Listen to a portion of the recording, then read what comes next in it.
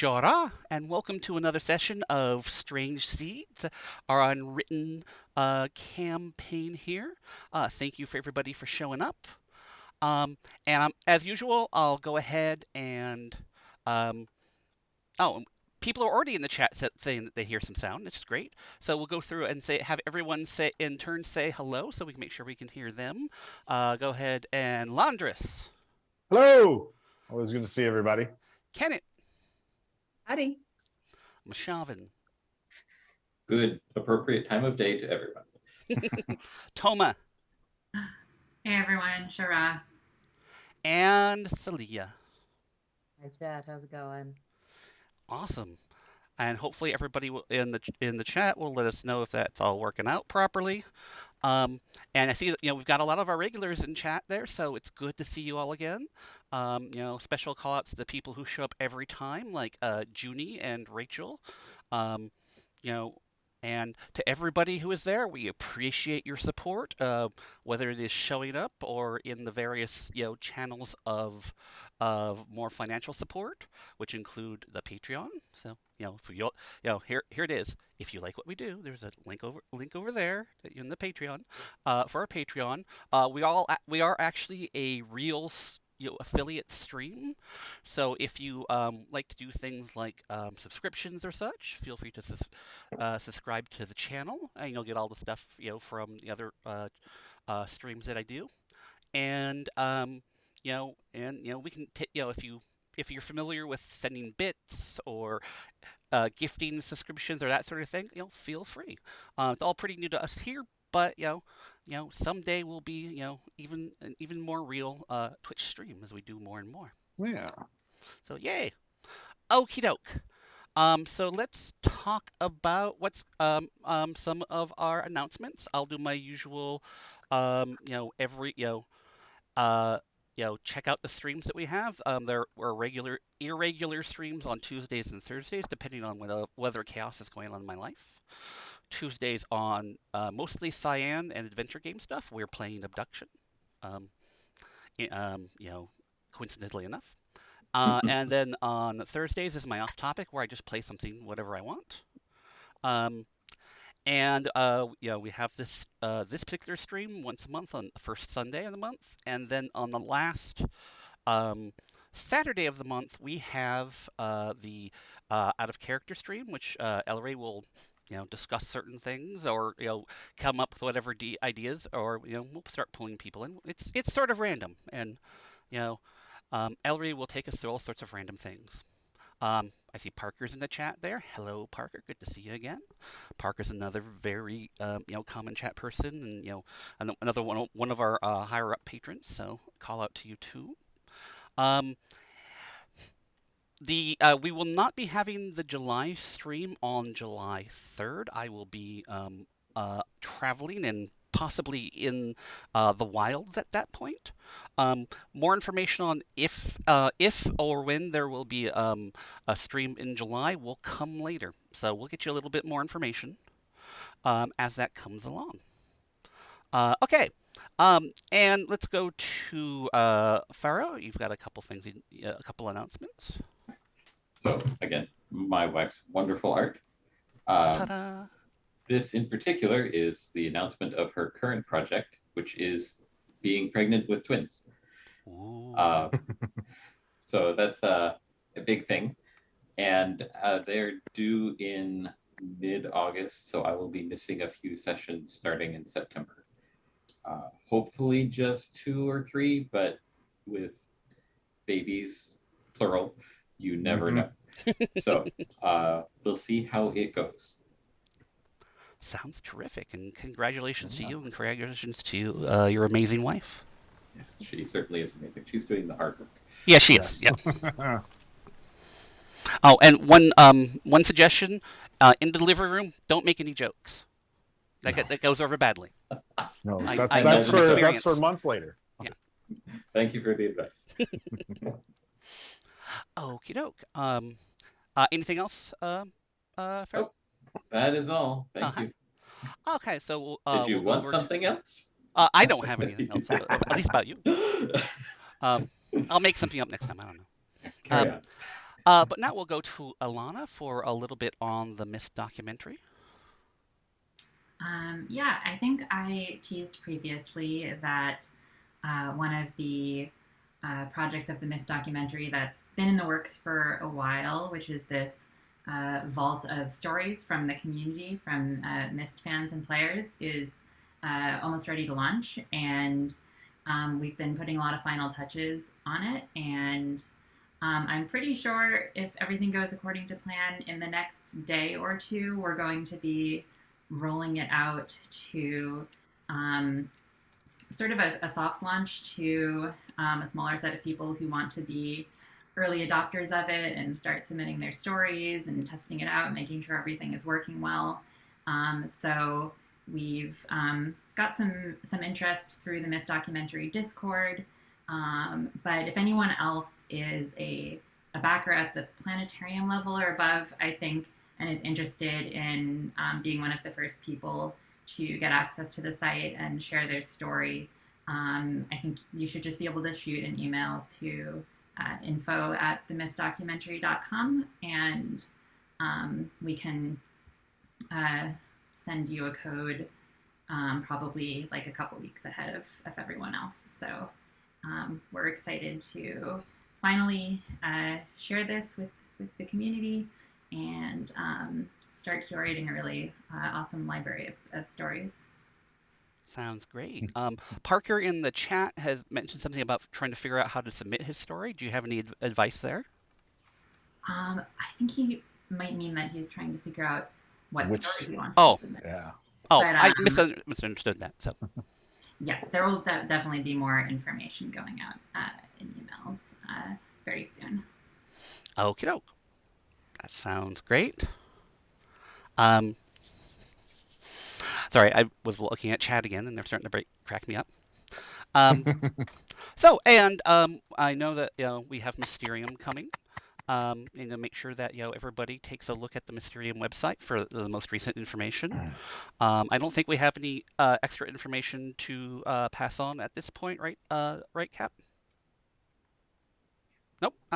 But definitely, try, take a look at the website. See, I don't know if I'm going to be there, or maybe Ellery might be there. I don't know what sort of unwritten presence we'll have there. I know that Thomas, you're going to be there, right? Oh, I'm gonna be there. So maybe Thomas, holding up the unwritten standard for us at Mysterium if the rest of us don't make it, yeah. and Thomas being the amazing person that he is has all sorts of plans. So I have few. We're gonna see how many of them come to fruition. But you throw a lot of things against the wall, something sticks. Exactly. We got at least one thing that's gonna stick, so I'm happy about that. So well, good. Okie doke. And now after that, let's start going into the game here. Q has once again volunteered to give us a recap, so I will pass it over to you.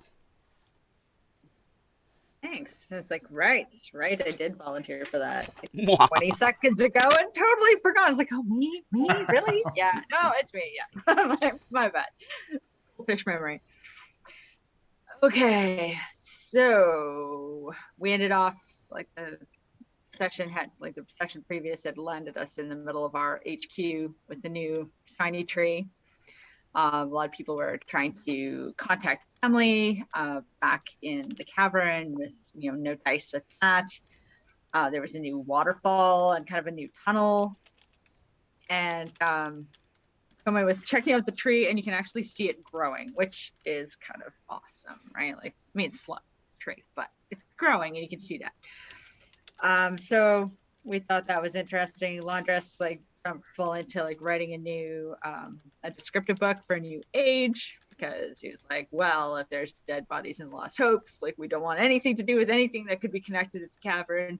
He wanted to make something new so that we could get new food sources and whatnot and kind of start branching out that way. And plus there's still murder hornets where we live. So the weird thing though is with the age we're in, suddenly it's not windy anymore.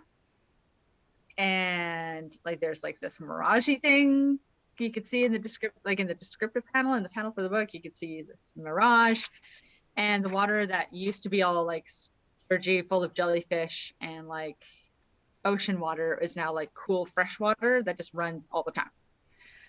So we're like, okay, there's things that have changed. Laundress is like, yeah, I gotta build, need something new. Mashavan has to know what's on the other side of the waterfall. Has to.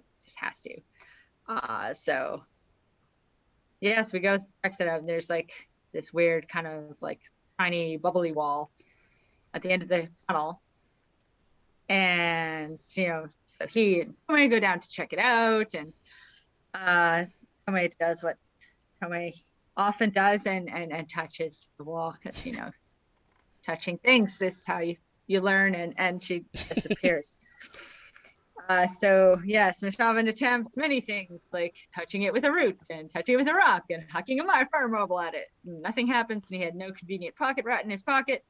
So he naturally ends up like picking up a stick and like touching the wall with the stick while he's holding on to it. And he disappears too. And the two of them have found themselves in a world of water, somewhat unpleasant. However, Mishavan had written a thing. It's like, oh, don't touch the wall, but don't worry, everything's totally great. And Kenneth's like, yeah, right. So goes to check on them. All she finds is like their loops of rope lying on the ground. It's like, oh, this is bad. Like, great, now I have to get Laundress in on this.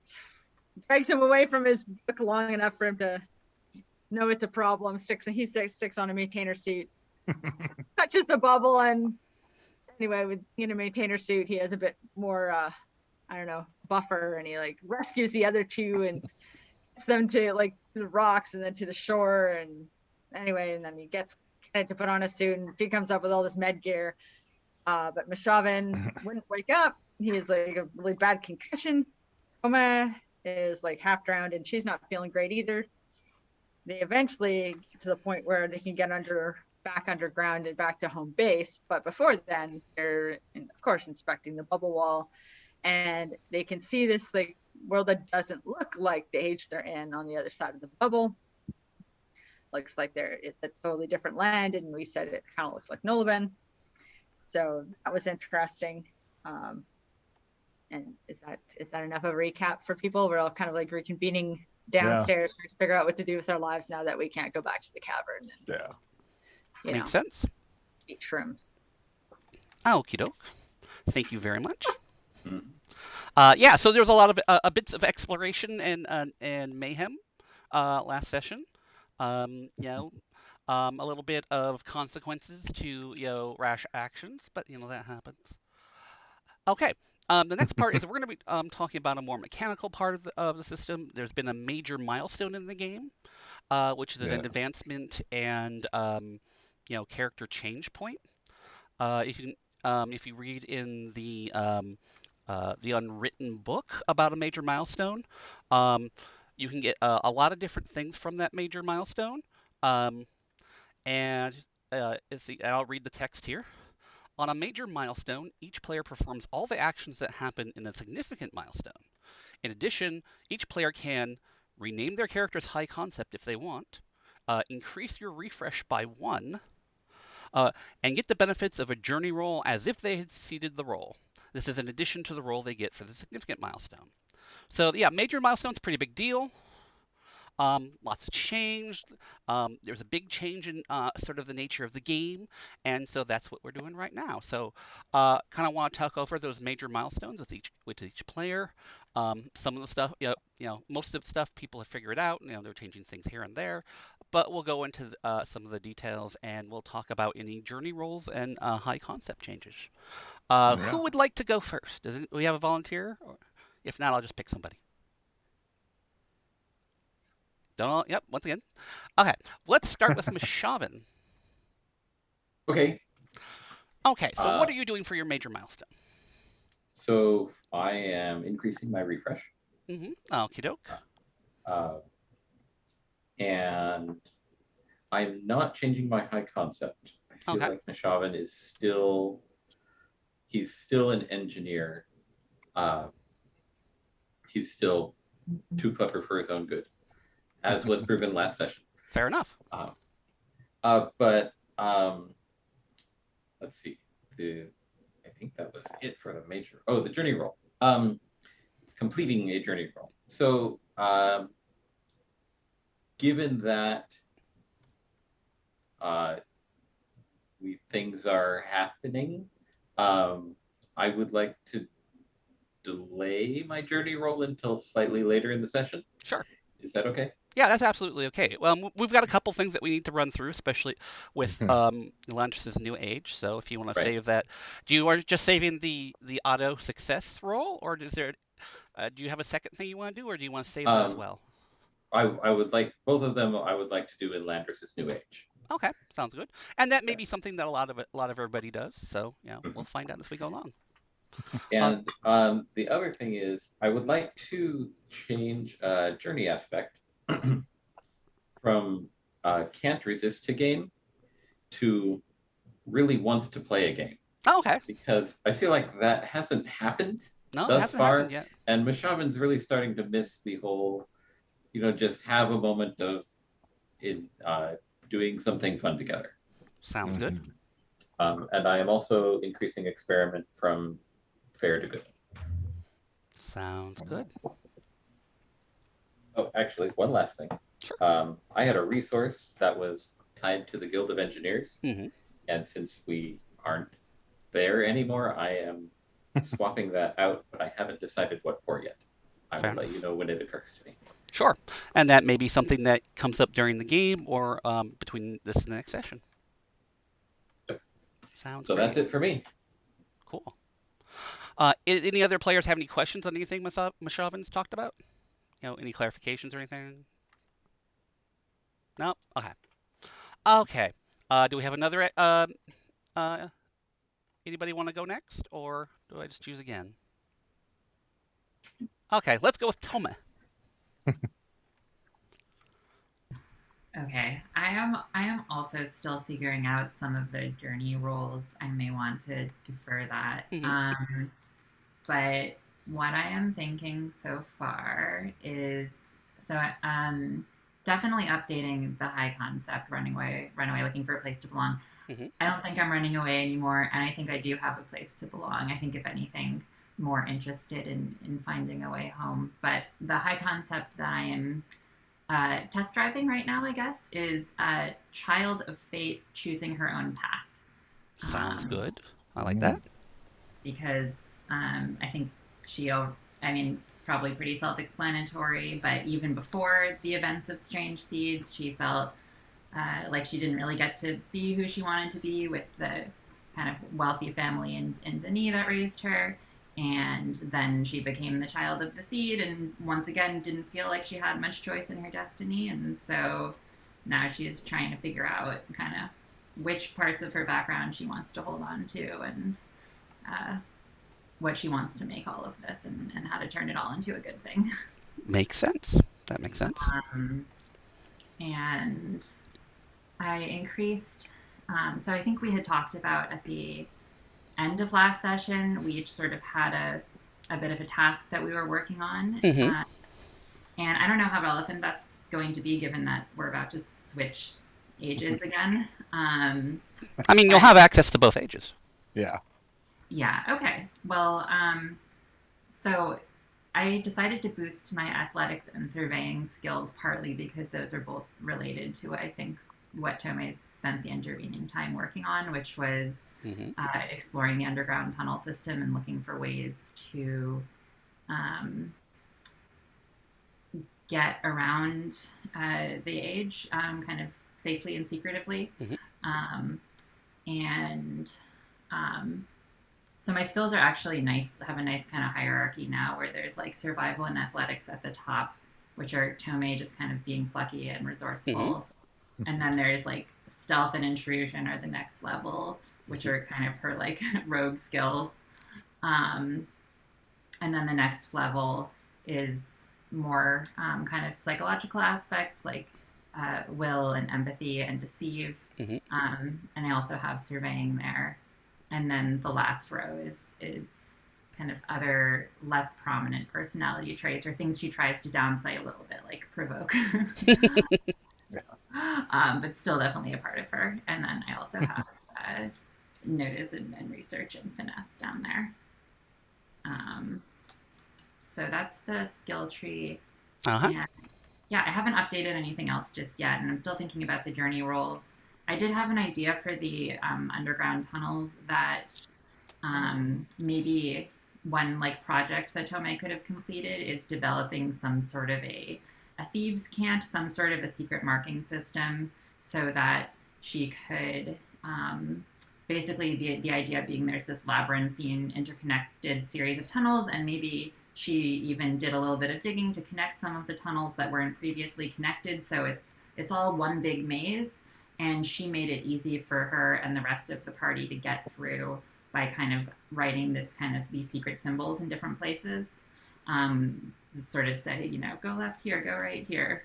Sure. I mean, that So sounds like a great idea. Do you want to make that one of your journey rolls? yeah, if that would Yeah. be a good candidate, I think that could be one of the journey rolls. And Do you want it the one that you the auto success, or do you want it for the other one? It's hard without knowing what the other one's going to be, but I feel like this is the one that was probably most in her power to do. Okay. So maybe it should be the auto success. Sounds great. Great. Thanks. Okay, that's good. Celia, what sort of things have changed on your on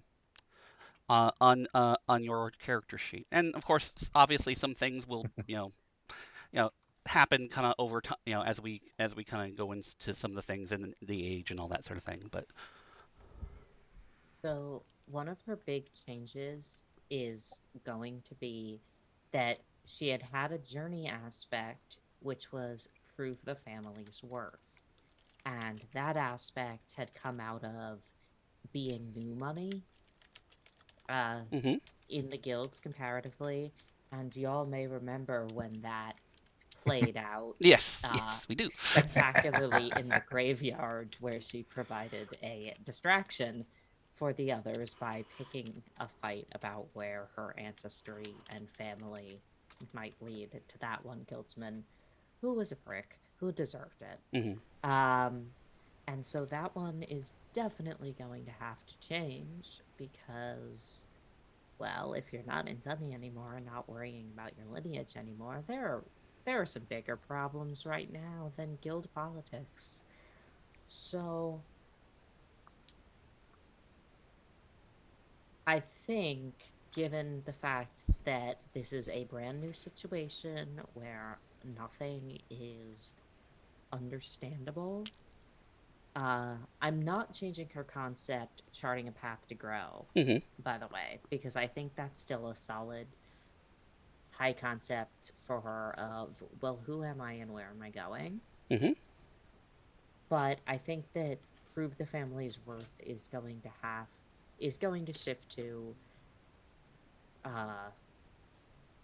she's been working a lot with the team. She really was excited to take Toma under her wing. She likes working with people. Mm-hmm. So I kind of want to shift that to prove her place in the team. Sounds good. She really wants to focus on, well, these are my family now, and I've got to be good. That sounds like a really good one. Yeah. It's very descriptive, and it has a lot of potential, both for invocation and compels. So good. Mm-hmm. And then I also boosted my athletics because we're going to be doing some climbing. Yes. There's a lot of out and about. Okie doke. Okay, well, we'll go over to Laundress now then. Yeah. So Laundress has been busy. He's definitely changed from when he first got with this group. They've had certainly the effect on him.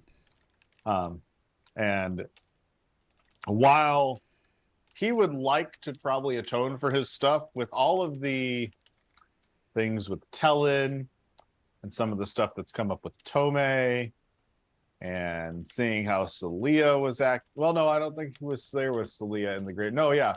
With some of the stuff like with Mashavan in the Wasteland, and now, the incident with the bubble and the water, and nobody ever listens to Landris, and that's okay.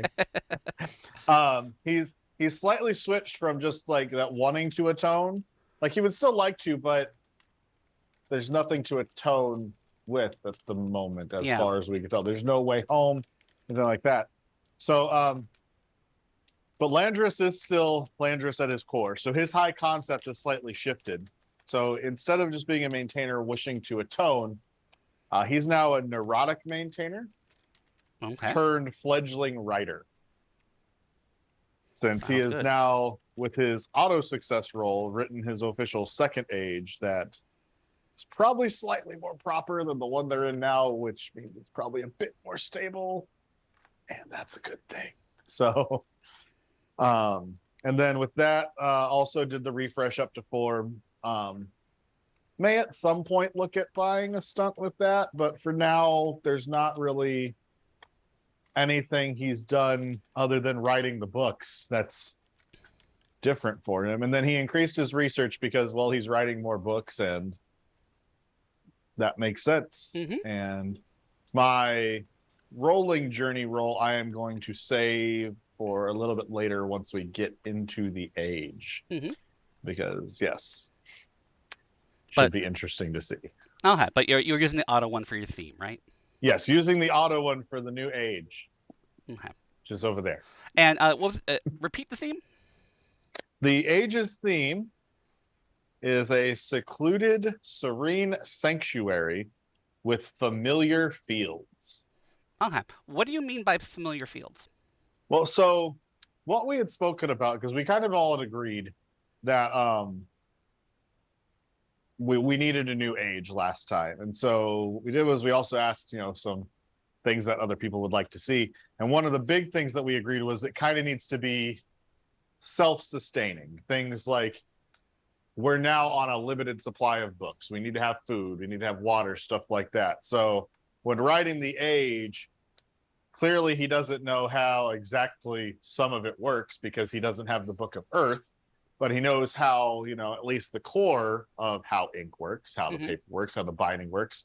So trying to incorporate the ability so if we have to make more books, we can in there. Okay. And then as well with some of the things like the fields on Sallow, so we have good grain, stuff like that. And, the jellyfish that we're all used to, and maybe some other sort of aquatic life to sustain a protein-based diet. Okay. And maybe another accidental little thing happened in the water, as you might notice in the flyby, which wasn't necessarily intended, but I liked it so much that it kind of happened. So, Oh, we'll definitely take a look at that when we get there. Yeah. And So the people in the chat probably don't know what the flyby is. But no, that's okay. the players have been putting a lot of effort into this new age and describing it and getting the details worked out. So we have a really cool environment, and it includes Thomas doing some and we mocking up, I guess you could say. Yeah, and took some cues from the Cyan chat discussions as well. So there you go. Exactly. Yeah. So yeah, so we'll definitely get to that. Now, when it comes to things like, do you have the materials for important things like paper for books and ink and that sort of thing? Right. I might make you spin a journey roll on that to specify that. Oh, 100%. That's because that's really important sort of thing. So that might take a little bit, but yeah, when we get there, we'll get there. Yeah, that's a I'm going to probably work with Mashavin later in character about that because he has that awesome thing that analyzes materials like the chromatograph and stuff. So we could at least get as good as Gen on Riven, I figure. Okie doke. And then finally, not last but not least, is Kenneth. What's going on with Kenneth? Okay, well, obviously, it was time to change the high concept because bored, no longer rich because no money. Caterer, who needs no guild. So I decided to kind of more draw from her journey aspect and thought that adrenaline junkie turned survivalist would be more Kenneth's style because she was always looking for excitement anyway, and now that her life is solid excitement, it's sort of like managing that. And I think she'll actually do really well. I'm hoping in this environment, these new things. So as a result of last session. I'd like to increase medicine. Yep, there you go. Need a little bit more of that medicine. So You've been using it a lot. Yeah, she's actually been using it a lot. I can't move 2, can I? I can't up. Can I up? No, I don't think so. I don't You technically. swap I don't think one so, of no. your +1s. Yeah, you get one significant milestone. So Yeah. Okay, yeah. So I can move medicine up 1, and then next time I could look at, shoving something else higher. Yeah. I think you Okay. can increase 2 skills by 1. I'm pretty sure. Right? Because one is That's all right. One is from the major and one is from the significant, right? I'm not going to worry too much about that particular detail at the moment, partially because I don't remember off the top of my head. And I think it's more, when in doubt, fall on the narrative detail. So. Okay, cool. And that was kind of all I changed. That was the main thing. Journey roll. So we had discussed last time that she'd be working on recipes. But what I want to include in that is that I kind of want a side benefit that while she was coming up with recipes, she actually found a way to make a poultice that would draw out infection. Like that was kind of like a sidebar, like an analgesic. So I was hoping that could be part of she's experimenting for food, but as she's experimenting, she's finding things that are useful for other things. Sure. You want that your auto success? I think so, yeah. Sounds good. Do you have anything for the next one, or do you want to save that as well? Maybe save, yeah. Okay. I'm not sure yet. Thanks. That sounds great. So there was the major milestones. With we have a number of things that are being saved to be used for later. I want to take this point to kind of make this like a learning thing for people who maybe find this video later. When it comes to Unwritten, there's nothing in the rules that says, hey, I can save this till later in the session, but there's no Fate and Unwritten is not necessarily always a rules as written sort of game, which I know will give some gamers, sort of, a little bit of twitches. But I know one specific who I know who it's just like, I don't want to play Fate because they keep changing the rules on me. But for Unwritten and for Fate, the idea that we move the rules are tools to help us do the game, as opposed to boundaries that we have to adhere to. So just like with that, and with what was it, 1 level or 2 level? I mean, these if the narrative and the story and the flow say, oh well, maybe we should do something a little outside the rules, then do it. That does require a certain amount of empathy and awareness and maturity from from the players and the GM. But we expect that sort of thing anyways. I mean, we're adults. Yeah. Even if we're playing the game, we're still adults. So there we go. Yes. As Ayazen says in the chat, the golden rule is it's your game. So yeah, exactly. So there. So there's my little bit of GM philosophy inserted into the game. Yes. Okay. So we've got various things that people have been doing, and Laundress has been working on this new age. Kennett's been doing all the experiments with the local flora, because there isn't really any fauna. I mean, there is some fauna in the water, but who knows what you can do with a cool what kind of cool thing you can make with a jellyfish. I don't know. Maybe you can make jelly. I don't know.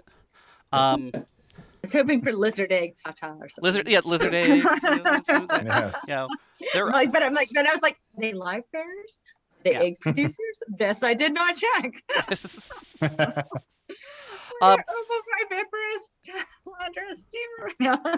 And I know that we just talked about a few of the other ones, but they've slipped my brain already. Mashavin, what were you doing in this age, not necessarily the new age? Recovering from a concussion. Oh yeah, you were Yes. recovering. So also, he got irrigation and a power wheel going. That was his goal last time. Yes. I'm not sure how that happened. It's all really fuzzy, but there it is, and it works. Yeah. Don't Maybe ask too many questions. Clackety sound. you know, like kitty, kitty, kitty, kitty. Mashavin is just such a natural engineer that just even in the midst of the haze, just like okay. Tomei, And so remind me what you were doing then. And this is in this age and not the new age. Right. So I think that is connected to my journey role, Yeah. and it is all of the underground tunnel Yeah, systems are now that's it. connected to each other and marked in secret symbols. Sounds great. And Celia, we will get back to you. Okie doke. About how long are you guys working on things before Laundress gets this new age ready? Are we talking? I mean, a really good age can take years and years and years. right. So there's going to be a lot of things that Laundress is not going to be able to specify unless you guys want to spend having been here for years. Yeah, so the book's only this big, y'all.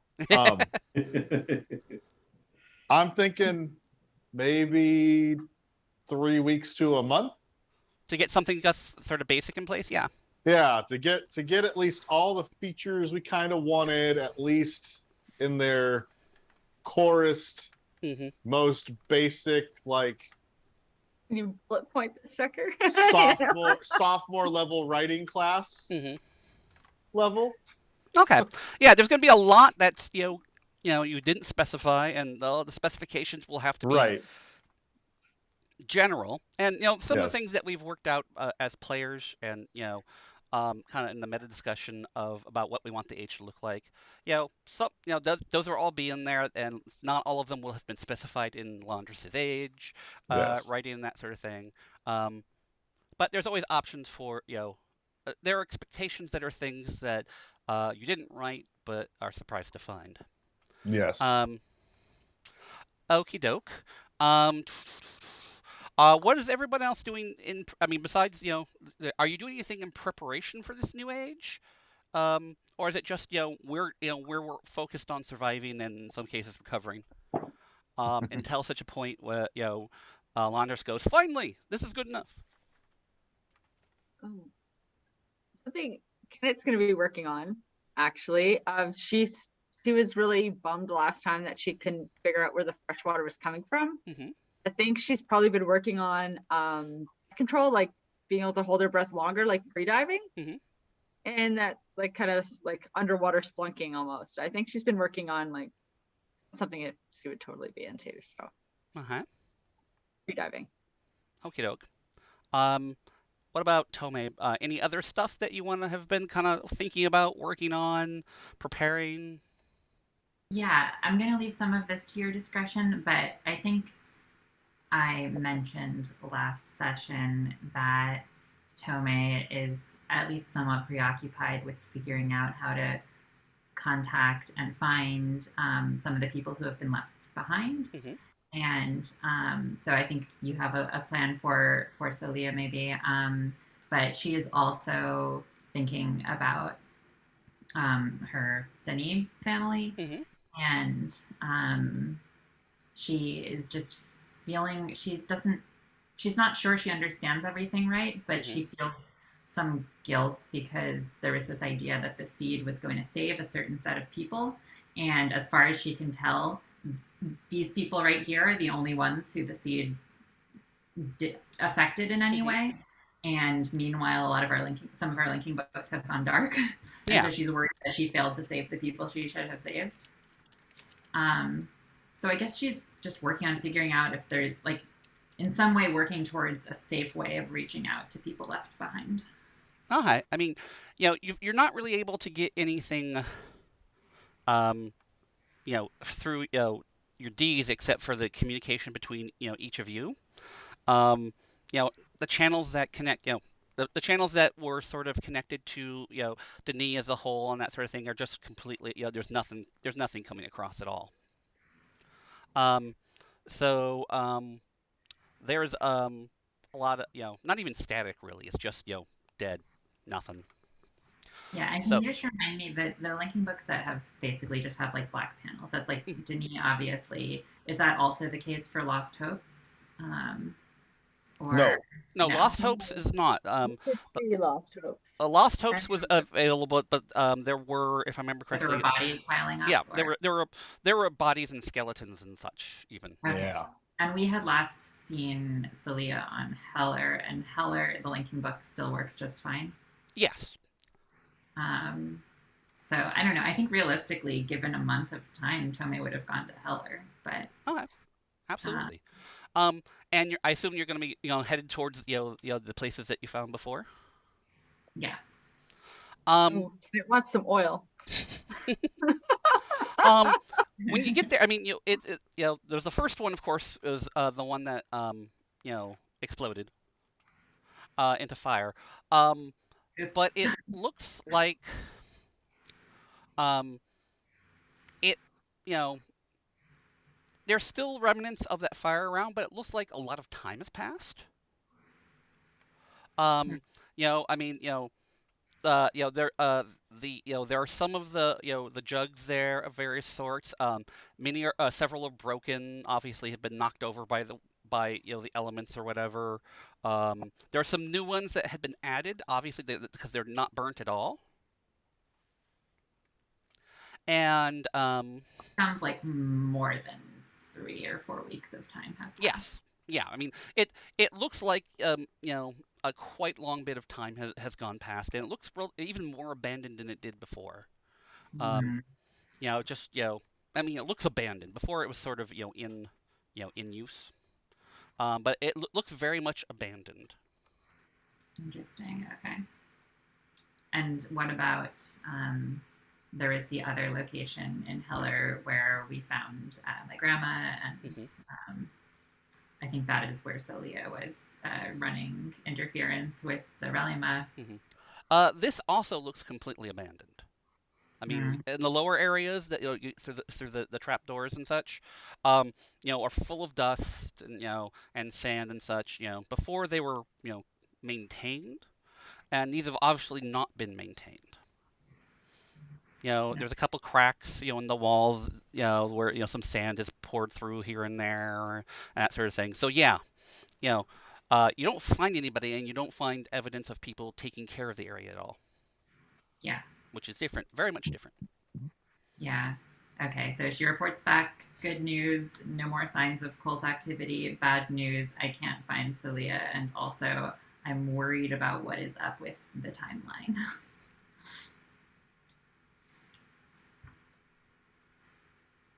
Any reactions to that? Yeah, not sure what to make of the whole time thing. Time is weird. It's wibbly wobbly. Timey-wimey. Timey-wimey. Yeah. But, okie doke. So Bashavan's initial reaction is like, time travel is an interesting idea, but the practical applications are dicey at best. So there's that, yeah. I don't know that Yeah. he's not sure he wants to try and repeat the process either. So let's, yeah, it is good to know. Let's not do it again.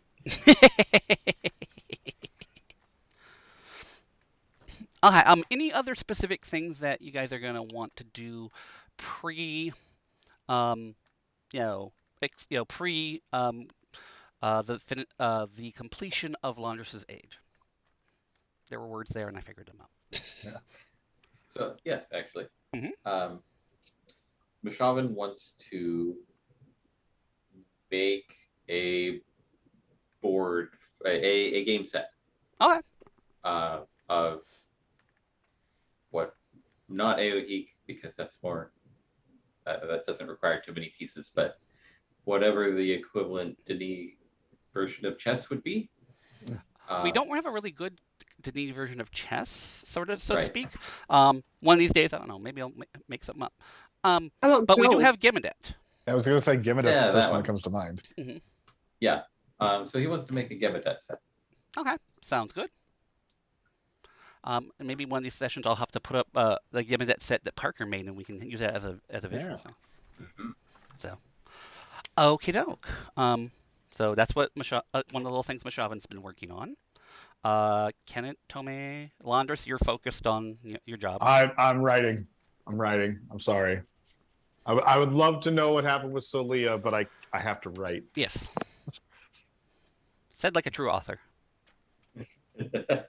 I'd like to know what's going on in the world, but I have to write. At the beginning of Riven vibes. Yeah, exactly. Family? Bah, writing. Yeah. Kenneth, Tome, any last things?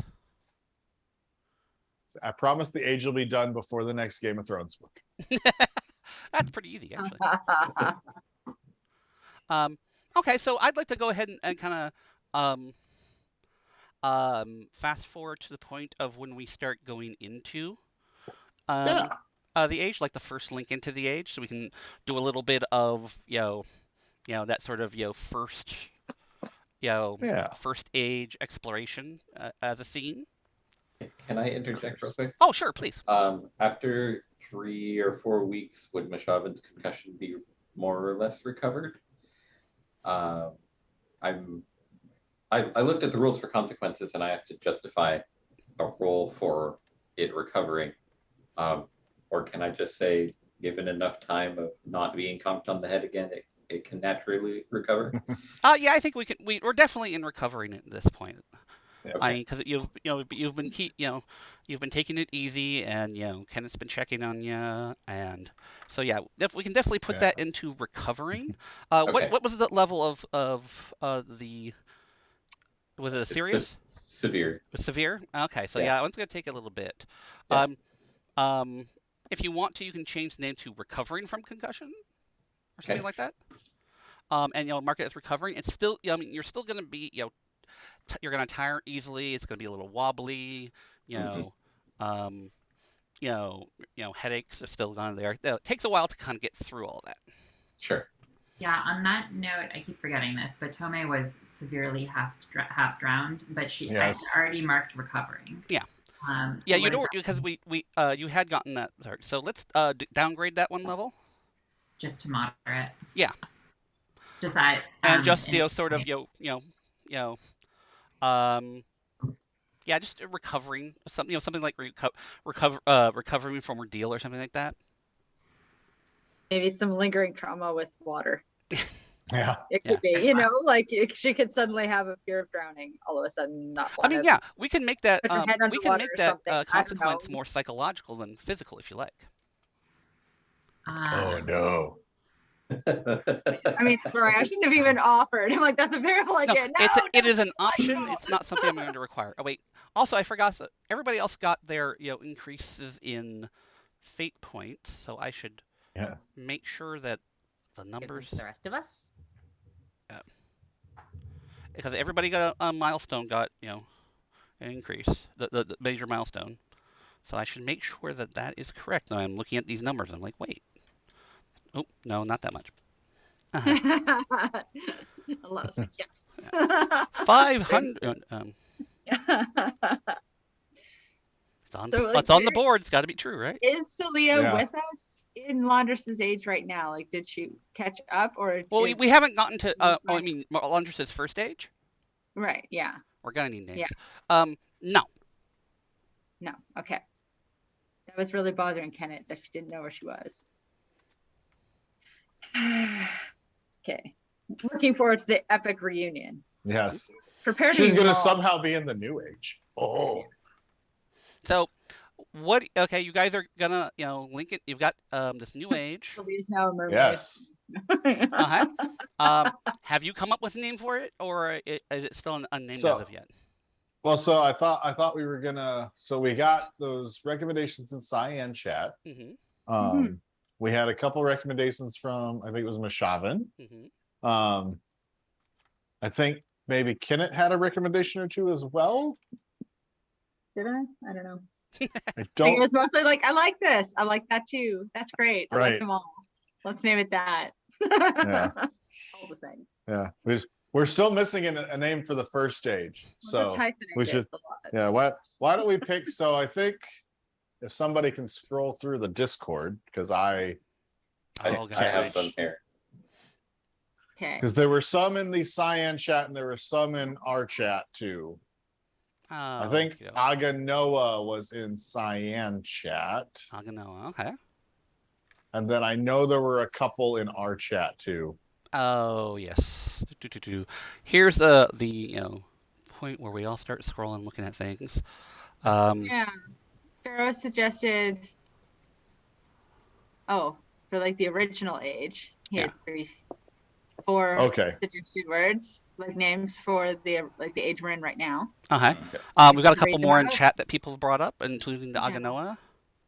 It's like Forishal, Lornfell, Fingal, and Inmer, which is cool. And then he suggested our new age could be Curvin, Brezen, or Malnia. Yeah. And we've got Javon in chat and Aganoa. Yeah. I like that. If you're in the chat and you have any ideas that you want to throw out, this is the time to do so. So, what sort of things appeal to the group here? Anyone that just any particular names that just stand out for you? Like that's just cool. No. I like Inmer. Inmer. Can we get them pasted at the at the bottom of the Discord so I can see them easily? Yeah. Sorry. Yeah. Hold on. Or even if you've got them Twitch chat works too. Yeah. I don't have Twitch because it's like you're Canadian, you're not allowed to have Twitch. Okay, fine. Yeah, those Canadians are pretty dangerous, Like elitist, okay? No. Right. Do we know what A means? You're not allowed to post. I don't know. Yeah. So have you ever been to a Tim Hortons? Then you're not allowed. So for the first age, we for sure have Javon, Poroshal, Lornfell, Jungal, and Inmer. And then for the second age, we have Curvin, Brezen, Malnia, and Aganoa. And what was it? Javon, you said you put in the first age? Yeah. I remember that from back when the first stage was being discussed. Okay. So, and we got one more in the chat. Neremai. Neremai. Okay. Ooh. So good. It's a good name too. I like that. So I mean, I will, if anybody has a really strong one, like I said, Pharaoh, you said you liked Inmer. That is, I mean, I came up with the name, so. I mean, you're a little biased, yes, but I'm like, we have 6 names for the first. Does anyone got a 6-sided die? We just like. I do. Put them in order and just there you roll. go. We'll settle this like gamers. We're all really bad at like going first. One second. Stuff. Like they're all over here. But let the dice choose. Yes, that's true. That's the right way gamers should handle things. I don't know. I mean, how many other names did we have? There's like Machado suggested 4, and then there were 2 other names suggested from Cyan chat for the age we're currently in, right? So that's 6. And then for the new age is how many? We have 5, 6. I don't know because there was 3, and then you said there's 1 in 4. Is there 4? 4. Yeah, it's like one in the chat. All right, so a D4 and a D6. Oh no, because Aganoa too. So there's 5 for the second one. I could come up with a name real quick, and it can be the 6th one. Okay. Let's see. All right, so I'll leave the D4 behind. Just grab 2 D6s. I'll figure out something. Or a D6 where you're going twice. I'll say I got 1. That's enough. We can do that twice. All right. Yeah, I've always found that if you can't make a decision, roll a die for it, and if you don't like the answer, then you're not picking that one. Yes. Yeah. It's a good one. So all right, so the die is here. What can we assign numbers to different names? Just in order. Okay. Yeah, we've got the 5 listed in the chat from Pharaoh, and then the 6th one was the Javon, if I remember correctly. 5, 6. Well, Neremai and Javon, I think, were 5 and 6. Or Porshal, Lornfell, Jungal, Inmer. Okay, Nerevon. Yeah, okay, Neremai. Sure.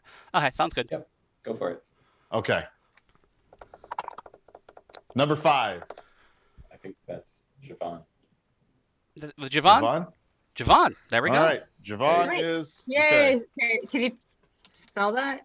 Please? I don't have it. J-I apostrophe V-A-H-N. Mm-hmm. It's a good name. Yes. Yes. And gosh, I should find do something real quick here. What is I do something very sort of nerdy really quick here. Go figure for that. Hey. Javon is the name of the age that we're already on. Yes. Yes. Okay. And then we have 6 names now. I made up a 6th one really quick. Okay. So now we have So 6 Krevin, possible names for Brezen, the new one. Malnia. Kervin, Brezen, Malnia, Aganoa, and then you said there's something else in chat. And Never mind. I thought Ascension. I don't know. There we go. There's Javon and Denis on the screen there now. Woohoo! Because why not? Yes. Now I need a stub nib if I'm gonna start. writing. Aganoa means impure jewel for flavor. Oh, fun. So yeah, that was from the. Yeah, I remember. I think I remember that properly. Okay, so Kervin, Brezen, Malnia, Aganoa, Miramai, Ascension. Miramai and Ascension. Yeah. Okay. There we go. 6. Oh man, I don't Congratulations. actually. That I was the totally made Ascension. up that name. I don't love it. So. Okay, so you want to Look again. Okay. So I just threw it in reroll. there to make the D6 work. Right, reroll. 5, which is Naramai. Naramai. Nearby. Congratulations. Naramai. Javon is impure jewel. Okay. Okay. So, So spell the new one if you could, please. yep, hold on. And it's Neremai.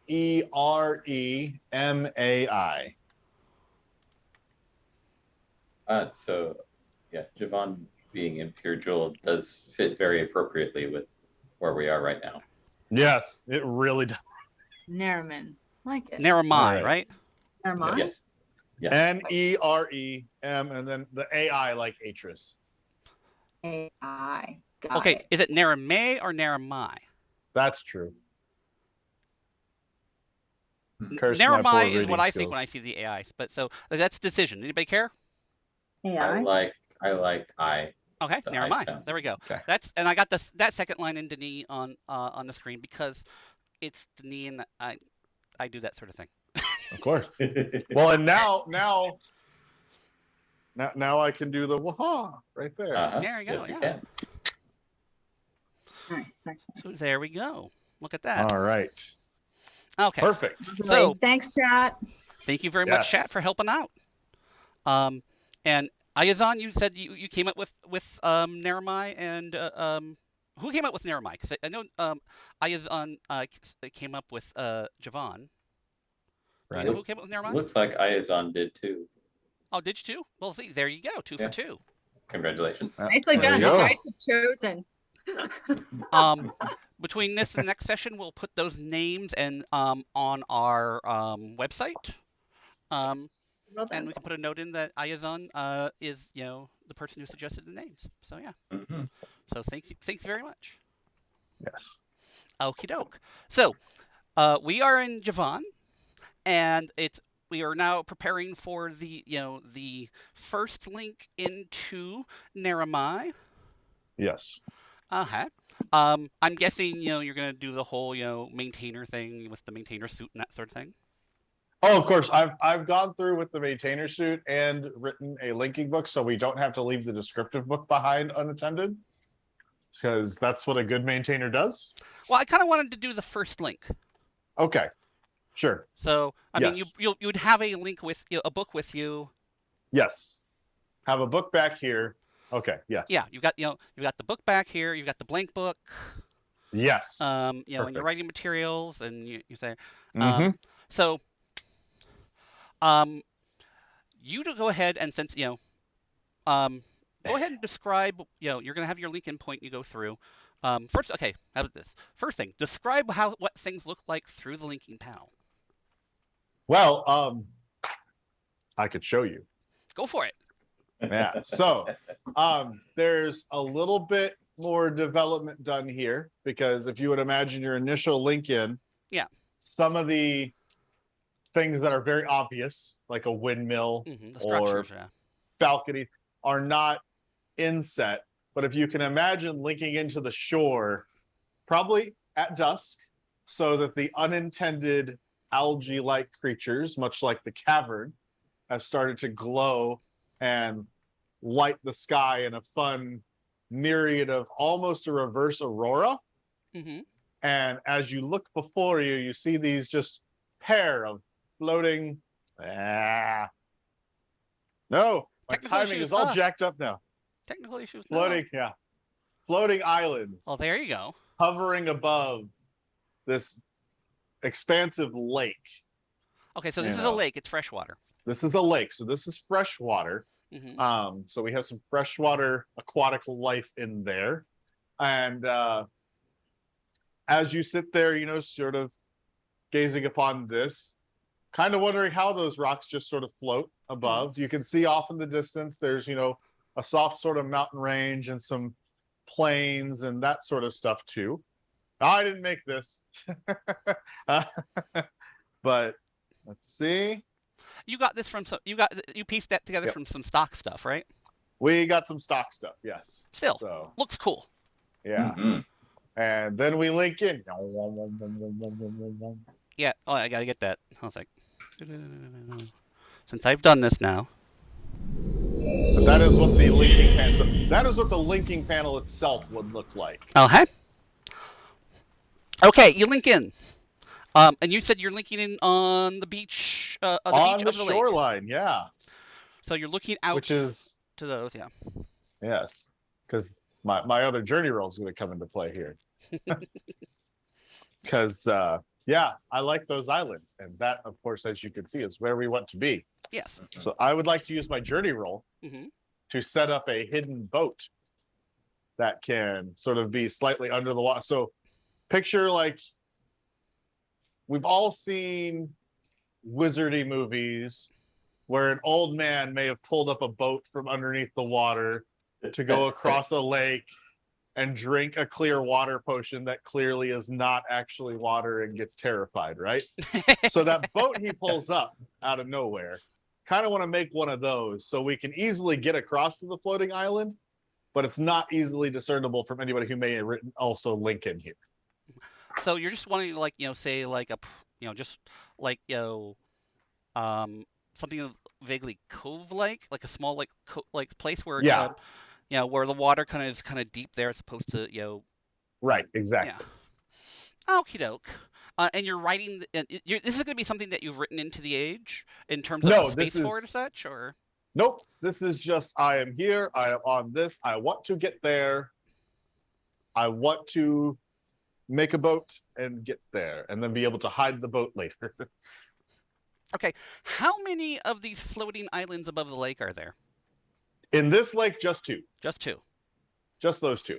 Uh-huh. There may be others in other lakes beyond the horizon, but here, just the two. And I remember you guys were talking about, you know, these floating islands being sort of, you know, these places of, you know, being where you're going to be building things and such, like, because, you know, we've got are they going to be like where everybody's, you know, like home quarters are going to be and everything, or? Yes, that's where I intend to write the next linking book, so that we could just link into our little spots there. Okay. So just in theory, so you've got these two islands. Is there like you know, a domestic island and a workshop island? I mean, how are you going to spread yourselves across them? Well, so if you look at the panel, you'll notice there are exactly 5 little balconies, and there are 5 of us. Oh, there you go. So each person has their own little living space. The one with the windmill is clearly where Mishavan would be. And probably in the one where it's just 2, there would be sort of more of a communal, like, dining or that kind of thing where we can all meet up. But that way everybody has their own individual space. And of course, Mishavan will have 20 locks on everybody's door. Sure. So heck, that water wheel probably has a couple. Okay. Wrong one. There it is. Okie doke. Okay, so you're gonna but this is the first Lincoln. How are you getting over to those islands? Right, I'm gonna swim. Okay, and then how are you getting up? There. So if you look in the thing, there in the flyby, there's these vines that hang down from the island, kind of like rope that reaches down towards the water. That also probably is where the vegetation pulls water up to water itself. So I'm probably going to climb up using those. Okie doke. Sounds good. Are there any other things that you okay? You're gonna climb up there. Tell me some other things about the rocks and the lake and such. Give me what details have you guys worked out so far, just in kind of how it looks and what's in there, and is there anything special? Is it weird colored water? Well, so the water has the jellyfish in it that are diurnal. Okay. Yeah. But nocturnally, much like the cavern, it's got whatever if it's algae, if it's just some sort of like not what's the plankton or something like that gives it this bioluminescent purple, kind of like the cavern, but a contrasting color. So instead of the orange, we have a purple. Okay. That just sort of gets that again gives it, like I said, it's almost like an aurora at dusk, but on the surface instead of in the sky. Okay, that's cool. What's the light level like? 'Cause, you're all Denis.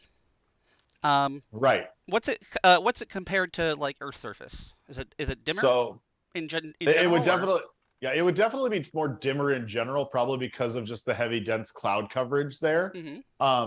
That might get a little brighter, like you need to wear some lenses in the daytime, or we may just be nocturnal people.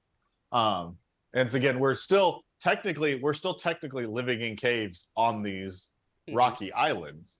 So there's definitely a bit more filter there. Kind of pictured like we have a little bit of wood, or it could be stone with like a little door back there somewhere, that leads out to a little deck so you can stargaze or whatever to your heart's content. And then of course, oh, you can't quite see. Oh no. I had a couple of pieces of flora here. You can kind of see the little green plant here. If you look close. Oh, behind you. Like right here. Yeah. On the ground. There's a couple little bits of flora. But yeah. There's not anything terribly specific. We found the thing that looked kind of cool. I took all of the ideas and I found something that looked cool. And now it's kind of like our own little Lego toolbox that we can, something for everyone. Okay. So Awesome. let's go along with that. You've done a lot of work on this, so let's but obviously, any age writing, there are unexpected things. Yes.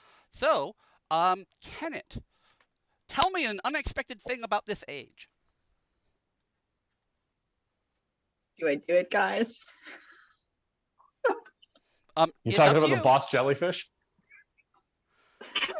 No, the cuddle hornets. Yeah, the cuddle hornets. Go for it. Cuddle hornets. I think it's that I think they're drawn to the heat of our bodies. So like if you'll wake up and you'll just have like a whole bunch of hornets like snuggling against you because they're cold. And then, but as long as you don't move fast, they won't sting you. They're kind of like ground bees. Are you guys familiar with like the little ground bees with the really long antennae? And you see them during the day, and they're like sleeping in daisies with their little antennae like drooped over the edge of the daisy petals, and they're adorable. Like those big. It's good because that means like we can pollinate stuff because like there's like large bee thing. Right. And plants would definitely give off some sort of residual heat or source, so that would be a good way to navigate. Okay, so we've got cuddle hornets. Yes, cuddle hornets. So sorry, guys. I love it so much. How big are the cuddle hornets? Are like the size of a normal hornet, or large? No, they're like a dirt hamster. Yeah, they're big. They're big ones. Bees like 6 inches. They're the size of a squee. Hamster-sized hornets that love to snuggle up. Okay. Yeah, exactly. Yeah. Right. Okay, sounds good. Okay, Mashavan, what's another thing that was unexpected? Um, so given the cuddle hornets, um, in order to prevent, overabundance of insects, I think that there would need to be something that naturally eats cuddle hornets. Okay, Not that they're terrible and freaky and terrifying or anything, but it's just nature. exactly. So I was thinking on these rolling hills and plains, there would be a lizard Okay. sort of creature. Um, it's very flat, and so rather than like if you think of a lizard, you think of little spindly legs and kind of a cylindrical body. I was thinking more of a oval body that's very very flat and low to the ground, almost like a snake that just figured out legs. Check these out, guys. Look what I got. Yeah. Uh, and so they skitter around. They hide in the grass really well, and their primary diet is cuddle hornets. Okay. Do they have like the kind of like like chameleon tongue, like to grab the hornets and I stuff like that, or it, how do they I how do was they get them? I was um, so I was initially thinking, yeah, the chameleon tongue, but I thought it might be more exciting if uh, they have a long tail, right? Hmm. And if they flex the tail the right way, they spring up out of the grass and snatch them out of the air. So if on a especially warm day, you can see a field of cuddle hornets, like a flock of cuddle hornets going across a field, and every once in a while you'll see a spring lizard just go boing, snap, Wang. disappear into the grass. So what if on its lower jaw Mm-hmm. it had a like fleshy growth that looked like a pollinating flower? And so it can like bury itself in the mud. So only this like growth is what it is the only thing generating the heat. So it draws them in like that, kind of like an anglerfish's light. And that's what it uses to lure them in and snap. I like that idea. Yeah. So it's gonna have the two different ways of doing it. Um, it's gonna have the kind of sprawling effect, Mm-hmm. which Judy suggests the tail is a whip; it snaps and hits its prey, which might be cool. But they also have this sort of like trap, you know, way of hunting as well. Yeah. Yeah, that sounds good. Uh-huh. I like the springs and the trap. Maybe this trap like grows over time, like the growth grows. So as they age as a lizard and like have less ability, like maybe like they're too old to jump, and like Yeah. have this trap method. Like it's like Yeah, you that's a start great off idea. all young and bouncy, and then as they grow, it just kind of is this natural extension. It's like, oh, now you're too old to jump, but you still have a way to get food. Right. I like it. Mhm. And of course they have 6 legs, just like the ones in Javon. 6 Sure. legs and a whip tail, and they go boing. We're gonna have to come up with like a whole set of like sound effects, boing, that sort of thing. Okay. So now, Tome, what other unexpected thing about this age? Now it can be fauna, flora. It could be anything anything unexpected. So if you look through the surface of the water when it's very still, you can see that there are other rock formations deep underwater that look sort of similar to the floating islands. And every once in a while, a whirlpool will start to form, and a new rock will rise up through it and levitate above the water. And mostly this has been happening with smaller rocks so far. But we have observed it go in both directions. So sometimes a smaller floating rock will start to get a whirlpool below it, and then it will sink back down into the water. I like that. Very cool. I like that. Yeah, it's a very dynamic environment. I mean, also it means that we have this sort of like smattering of floating rocks through the whole area. but it's dynamic. Some, Yeah. Coming and going. when they do they rise up slowly, or is it like a spout, or like a poof? I think I think it's a little slower. I think the Okay. whirlpool will start to spin up, and you have a bit of warning before anything changes. So, if, for example, one of the islands that we are on were to ever be threatened in that way, we would get a fair amount of heads up that there were a whirlpool slowly spinning up underneath it. Okay, so there's a whirlpool in either case, whether they're going up or down. It's beneath the rock. Um, how much variability do they have in terms of like over, like one, once they get to a point, do they just stay there until at maybe some point they go back down, or is it, they drift up, they drift down? I mean, anything like that, or? I think once they reach a certain level, they kind of stay there until perhaps they're sucked back under the water. I think we haven't really been around Okay. long enough to map it all out. But I like that this also kind of leaves open the possibility that we could find a rock underwater that has sunken back down, which maybe actually has some ruins on it or something like that. Yeah. There we go. Yeah. And I like the discussion that's been going in the chat about this. Right. Discussions about it being, the view from underwater must be spectacular. The moving rocks can be harnessed as an energy source, kind of like tidal energy. That's what Right. Pharaoh and Ayazan have been saying. So yeah, that's awesome. Yeah, I was wondering what if the movements of the rocks were slightly dictated by the tide of the, lake or surrounding oceans Yeah, or I mean, who whatever knows? too. You have that'd be cool. you have many chances to explore this and determine. Oh, and if I can flesh it out just a little more, Yeah, sure. I think that the kind of whirlpools that form, they glow with a particular kind of concentration of the algae. So it's kind of a glowing ring. And it's a slightly different color if it's going to be rising or falling. Cool. It has a Doppler effect. Yeah. Yeah, I like that. So yeah, that's pretty cool. Okay, so these are all things that you will discover as you age, but we were still so um, Laundress as first in, had finds the floating rocks, um, you know sees the impressive, fluttering, swarms of murder hornets. I'm not murder hornets, cuddle hornets. See, I gotta get that right. Gotta get that in my head. Cuddle hornets that kind of waft across the land around of the shore. The occasional sproing of a lizard.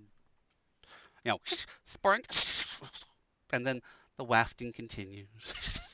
Like, especially if they're like crocodile size, that would be hilarious. Like, all of a sudden this huge just like launches out, like grabs this little down. Yeah, You're like, I was kind of thinking maybe not quite crocodile size, but medium dog size at least. like iguana size, like. Or Komodo. The figure. Yeah. Yeah, that's sort of that range-ish. Are the lizards? Are they sort of in packs or are they solitary? I was thinking mostly solitary. Okay. But procreation does need to happen. I suppose. Exactly. Yeah. But yeah, mostly solitary, and just every once in a while you see a leap. That's just a great image. That's a great visual. Okay, sorry. The visual keeps getting me. I'm seeing like this sort of calm. It's sunrise and the fluffy hornets are fluttering around, and there's the sound of there's music. It's like nature. Doo, doo, doo. And of course, it would look like one of those dogs that's like trying to catch the ball, like like trying to the catch a most frisbee. majestic sight ever. Yeah, catch a frisbee like that. Okay, okay, I gotta. Okay, let's clear it up. Okay, so okay, you're climbing up to one of the islands. Yes. And you said there were caves there, right?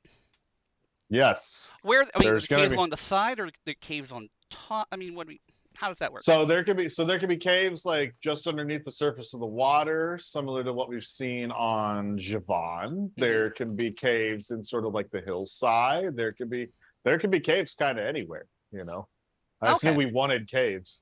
So, Yeah. Well, cave. Yeah. I mean, it's Denis. Caves are important. but You yeah. are Denis at least, so the caves are important. Uh huh. Okay. So you get to the top. Um. Okay, chat. I'm trying to run a game here. Team them and give them Dave, tell me names. what's going on because you know I'm the Oh, only yeah. one who can't see. Oh, yeah, So right? please tame them and give them names. Like capture one and call him Tellin and then feed him trash. Iconic.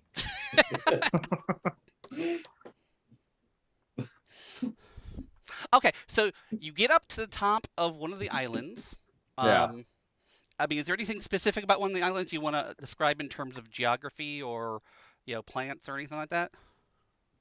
It'd probably be a lot more like lichen or moss and that kind of stuff that we're probably pretty used to as Dunny running into on rocks and stuff. Uh-huh.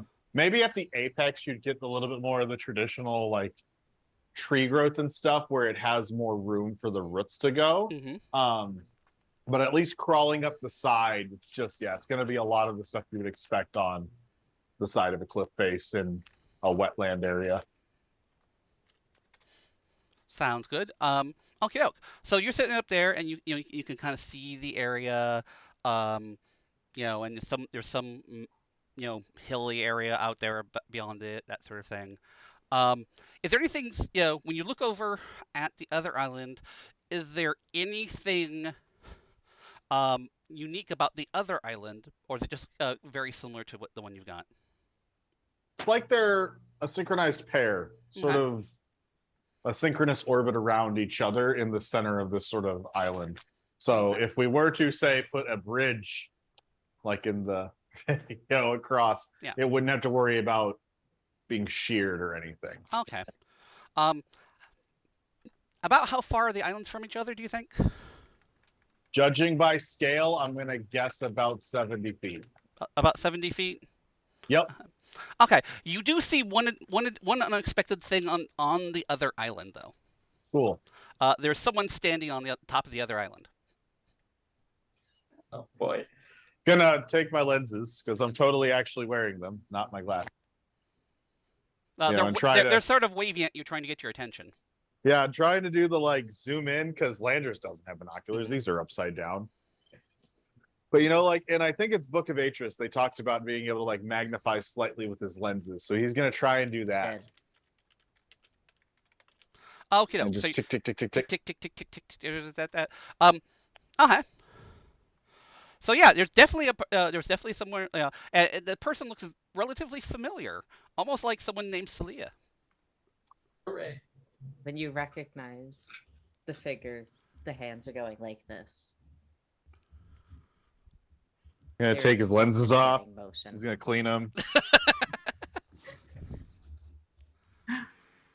Make sure, check his arms for weird veins in case Kenneth gave him something again. When he looks back over, And then- the figure is going to be on its way downwards, scrambling down Okay. vines. And it's definitely Celia? It's definitely a Celia. Definitely Celia. All right. Well, then. Are we sure it's not Nolia? Yeah. Well, I mean, you'll have to talk. Good question. Okay. So. It definitely looks like Celia. So Landers is going to scratch his head and I guess try to go down to meet. He's going to look up, see if there's any sort of like driftwood or anything that could be used as a raft, because he doesn't remember how well Celia can swim. But if anything he's learned the last month, swimming is not the strong suit of everybody. So I mean, there's little bits here, Sue's but I gonna mean, swim you'd have to over. drop them off the side and then go down. And that's okay. Gravity works. And Uh-huh, then scramble down. So I think So- by the time Landris gets down there to the water and is looking at the driftwood, Celia has swum over. Yep. Oh, good. You're here. He's gonna send a D message to the people on the island, like, am I tripping? Like, is this a hallucination? Like, are you all seeing this? Like, I mean, are you are you how? taking a picture and sending it to them? Or, Yes. Yeah. Why are I'm you taking a looking at me picture. like I'm sending that? it to everybody who's like on the shoreline, I assume. why have they? That's a good question. Did you guys link through? I assumed we all linked through together. And then I thought Kimmit, you're Laundress wouldn't muted. let us. Yeah, I thought Laundress wouldn't let us do that. But as Yeah. soon as Laundress went through, Kenneth totally would have gone Right. in Oh my after him anyway. So what's for that first in, last out? Wait for everybody to.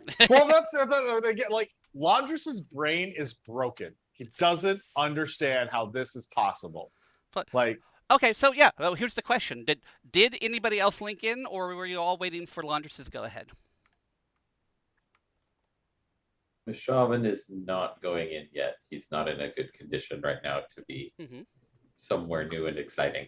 Okay, so you've been just What if kind of they doing all a quick link through after the a quick look message? around, maintainer style, by yourself with your maintainer suit. okay. So yeah, so he sends a picture back to everybody in Javon with like question mark, head exploding emoji, question mark, question mark. Wonder what Dini emojis look like. That's what I'm wondering. Mhm. So A little, Oh, no. a little Renneref. There's a whole series like, on right. each king, Yeah. right? So yeah, so now he's down here like in the water with like the driftwood like as a sort of pseudo boat. Like, how? What? Very happy to see you. Wonderful to see that you're okay. We didn't know what happened to you. How did you get here? Tome? Yeah. Wait, I'm not there actually. I was like, wait, No, that's her answer to the question. Nome Tome or Tome Tome? Good to Lilia know about Nome. blinks at all of you and repeats Tome. Now, like, you're the crazy one. Remember, it's just you and Laundra at the moment, unless people started to link through because of the That text picture. message. It'd probably start to like carry to the shore anyway. Okay. Yeah, I think we're rafting back to the store, shore, not the store. Yeah, we're going to the store. There's one over there. Johnny 7-Eleven. Yeah. There will totally be. I'm like, that's actually one of my things But is that I think that 7-Elevens always existed and towns just sprung up around them, like across the flat prairies, there was just a sub. But yeah. But, Anyway. and then later it was like, but the lake just became. This is the first time anybody's linked through this book. Yeah. How? There you go. People are linking in. All right, yeah. People start linking in. So yeah, you guys on Lilia the looks around shore at the other see people. Laundress, in the water, hanging on to some driftwood, talking with somebody, which you assume is Celia from the picture. You probably would have to Who get into the looks- water to really see at this point, but Who looks perfectly comfortable in the water, like there is no problem here. just like, yeah, We chilling. Like She just I guess chilling. the Yep. Okay. company's So over that's what you to see. the What do you do? shore. Did Landris relay the part about Tome? No, I just found out. Like, Okay. What if we just tag over to the store and then talk to everybody? yeah, that's yeah. So he starts. Uh-huh. And when Celia climbs out of the water, it looks like her pants have been like a little scuffed up. They're now knee length surveyor pants and an undershirt. And she just kind of brushes her hair back and looks at everybody and goes, "I'm so glad you're all safe." aw, Tome, we're just happy to see you. Yeah. Oh, where have you been? Tome gives Celia a big hug and says, I didn't think we'd be able to find you. I've been trying. I'm sorry. Celia hugs her back and like pats her on the back and then when she pulls back from the hug, she's like, "Wait, but you told me we were out of time and that I needed to be here. So you did find me. I've never been here. Wait a minute. Who told you this? You. I I was at my training session, the the cross training that was going to take me a couple months, remember? Yeah. She says. And then there was an earthquake, a really bad one, and we all stumbled out of our classrooms to the linking point, and then I was trying to get across the lake back to the cavern, and then you met me and handed me a linking book and said, "We're out of time. Come on." And then I was here. And my D hasn't been working, and I don't know what's going on, but I, I don't know. I've been here a while. I've been eating all kinds of stuff. I assumed you were going to be right back, and then you weren't. Um, Tomei is kind of startled and takes a big step backwards and is like, that was not me. Or maybe it was me. We're still figuring it out, but how much did you two say to each other? Were there any other words exchanged? Because um, I, she does not speak for me. No? No. Now Celia's confused. No, she just Um, you you and she puts a hand to her head to remember it. You said that there wasn't time, that we had to get back to the others. And then you held out a book for me to link through. So I did. well, I'm very glad that you're here and that we're all reunited. I am also pretty disturbed by this doppelganger of mine that seems to be continuing to meddle in our affairs. But so far, for the better, I guess. We actually met her as well. This isn't completely new news to us, but I did not know that you had met her and that Okay. I guess that's the only way that you could have found this new age that in our time, Landers just wrote this age. And there's no way that you could be here unless somehow some version of me from after Landers had already written the age came back to you with a descriptive book, or sorry, a linking book. Um, She looks like she has a headache. Really? that's the only. That's wait, so she turns to Landis. You wrote this? Well, yeah. He kind of looks. Who else would? He's gotten better. He's getting. I don't. He's been practicing. It's real nice here. It's real pretty. The sunsets are lovely. The honey's delicious. All 4 flavors of it that I've found. Or flavors, like Yeah. it is intrigued. It's like, Do go tell. on. Go on. Philia gestures at a swarm of cuddle hornets that's like clinging to a rock with some flowers. Uh, Thing I'm adding to the age, by the way.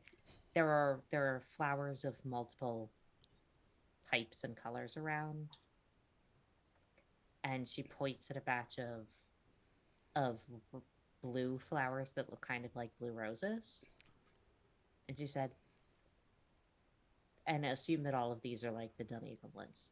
Mm-hmm. Those ones are sour and taste like lemonade. And then she points at a different batch of flowers and says that one tastes more like ginger. And then she points at a third kind of flower, the third kind that's visible here, that's like from water lilies or something. And she's like, that one's sweet and tastes like maple syrup. because the cuttle hornets come in hives and they make honey, Mm. which you can take from them if you're very, very nice. They're cuddly. But, So Celia has clearly Oh, been here long enough to point at and know mhm. good chunks of the So- flora, and also that the lizards are delicious and taste like chicken nugget. so do the cuttle hornets make their hives underground where it's warmer? Yes, Oh. and then their hives, if you open them up and you're careful, you can scoop some of the fluid as long as you don't take too much of it, Ooh. and you can put it on like roots or with berries or can I make another thing? Yeah. She points at a kind of tree. And she says if you strip the bark off and grind it, it makes a good drink. Boiled in hot water. And Ken's just like, notes. Like, yeah, you can't even see my head, can you? It's like, Kenneth could probably make things delicious. So Leah has been here long enough to form some basic palatabilities, including a bark equivalent of tea, and to discover that lizards can be cooked over fire and taste like chicken. I mean, Gator is pretty good. And she will explain all of this to people Yeah. when they ask about it, and that's part of her bona fides. No, I've been here. It's great. You can climb the vines. You know, there's all these little places to tuck yourself up and sleep. I haven't had an allergic reaction to anything yet. That's good to know. Yeah. Good job, Landris. Look, it's important. What happened to you guys then? Landris is just broken. He's like, he's gone cross-eyed trying to figure out the like timeline mechanics here. You know. Okay, have you ever seen Looper where they're like, we could sit here and we could draw diagrams for 3 days straight and still not understand what's going on? That's what's happening in Landris's head right now. Like that meme with all the equations Lady in and the map figures. symbols. Exactly. Mhm.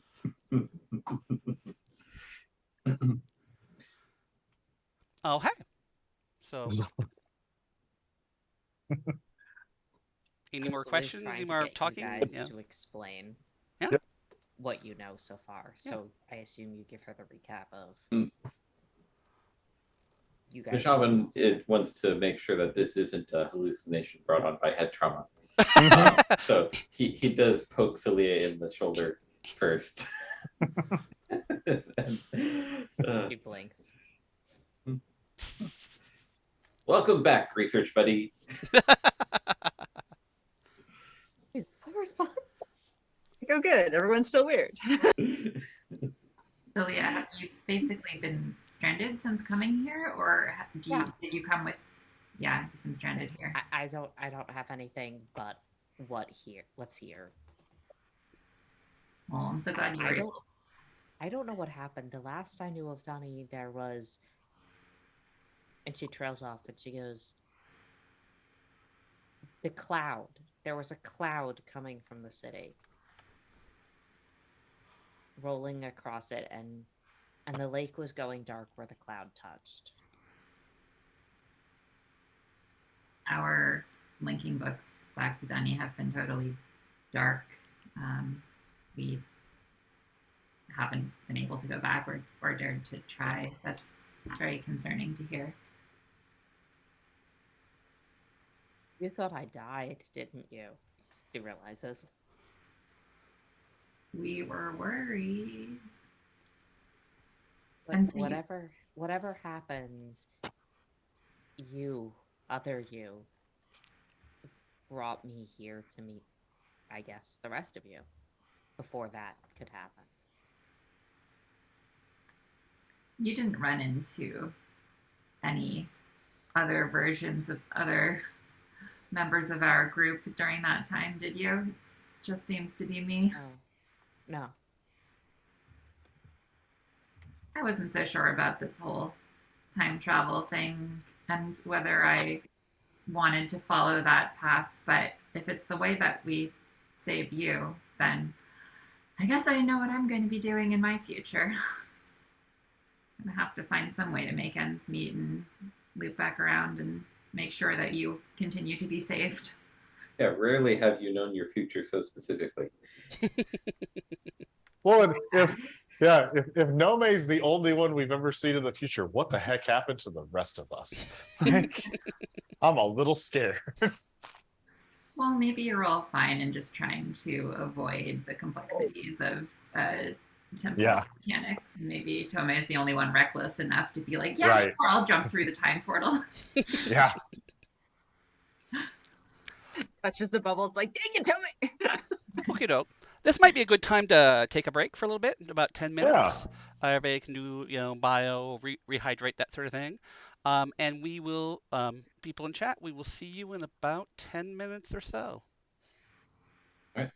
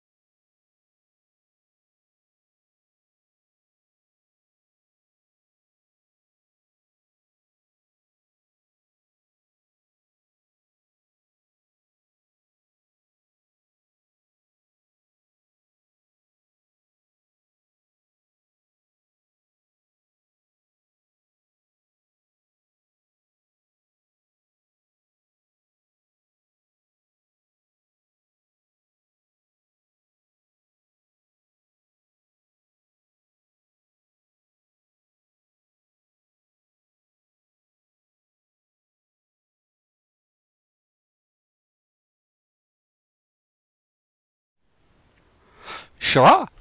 Welcome back. We are back, and hopefully you will be back soon too. Um, and so we will get right back into the game. Okay. Do we do what we want to do any more of the scene where you guys have just run into Celia, or do we want to move on to other things?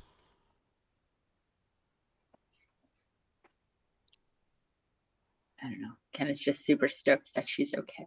Yeah, exactly. That seems to be the general feeling. She's not like stranded on Heller, and she's also like secretly glad that it wasn't like while she was on Heller and the two Relimid people aren't with her, because she was super Yeah. she was like, oh thank goodness.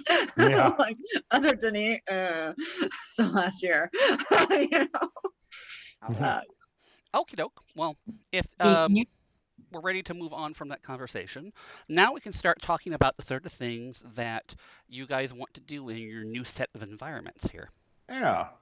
Can I just ask one question to clarify first? Oh, of course. So our Ds have still been working for messaging each other, is that Yes. correct? But not for positioning. Not there's no really positioning data here. Yeah. Right.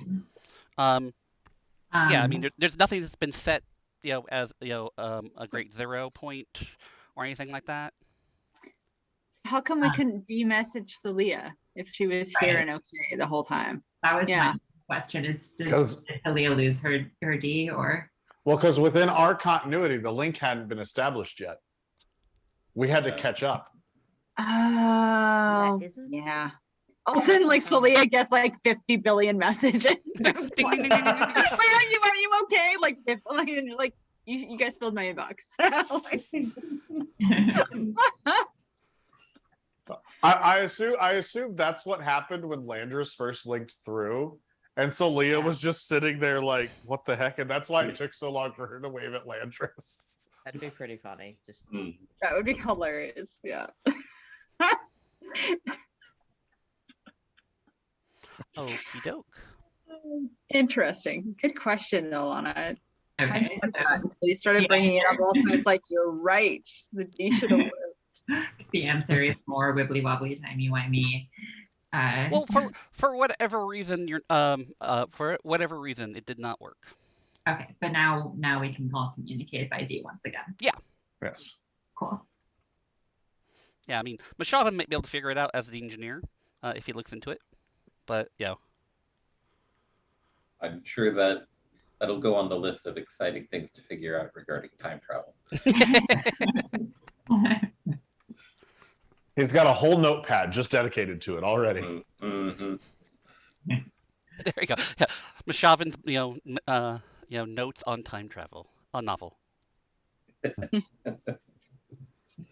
treaties. Yeah. So, yeah. Okay. It's like, but in the meantime, anyone fancy him, go. Yeah. Okay. So you have these two new environments. I mean, relatively new. Javon and I'm completely. I should look at my screen right now. Naramai. I got it right, spelled out right there in plain Denis. Naramai. Yeah. So Javon, Naramai. Okay. So, what sort of things are you guys doing in your new environments, and are there things that you want to spend some of your journey rolls on, for in terms of constructions and activities and such? So I want to get the boat system sorted, and I want to get a bridge made between the two so that we can start more easily making everybody space. That's Okay. I mean, the bridge, as such things go, once is not particularly complex, especially since they don't, there's not a lot of wobble between the two. Yeah. It's just getting the material, getting the initial connections across. Right. I figured set the anchor point would be good for that. So I'm not gonna worry would- about a roll for that yeah. one, but is the the boat situation and that stuff, that's the one you want to spend, you want to do a journey roll on? I think so. Yeah, I just because that seems like something that would make sense. Okay. getting the basic infrastructure for that sorted so that it's Well, good and that way we can get secure. materials there too. Like we can put Right. other like more like logs over on that, like or use it to tow things across to Exactly. then pull up Especially onto the island to make especially if we're gonna build that windmill over there, you know. The one that's already in the picture. We gotta build it now. Yeah. It's We've already got- on we've all the got- brochures. We better put it in place. Yeah, we've got to catch up to our continuity here. So, It's like this is one of those things where you bought the condo and it's just a blank lot, isn't it? Yeah. yes. Yeah. So yeah, I think that would be my journey roll. Okie doke. Yeah, that's not a particularly hard. I mean, what's your engineering at? My engineering is at a big whopping 0. Okay. I was going off of my set the anchor point, which is, being able to set up stuff similar to that using my athletics. This is not that sort of thing, unfortunately. Right. I'm not good at any of this. That's why I was like, hey, can I totally be like, the shaman, I need help. Yeah, no, my engineering is at a flat 0, so it ain't gonna be good. I mean, setting up a basic, here's a raft sort of thing that we, move back and forth, with some, Right. Some set ropes and something like that. I mean, that's all going to be with, your Denis. You make stuff. Yep, That's what you do. exactly. And, you've got Mashavan there and, Slee, and I mean, Tomei. I mean, all of you guys have done basic sort of survivalist stuff before. Right. Or trained in, things.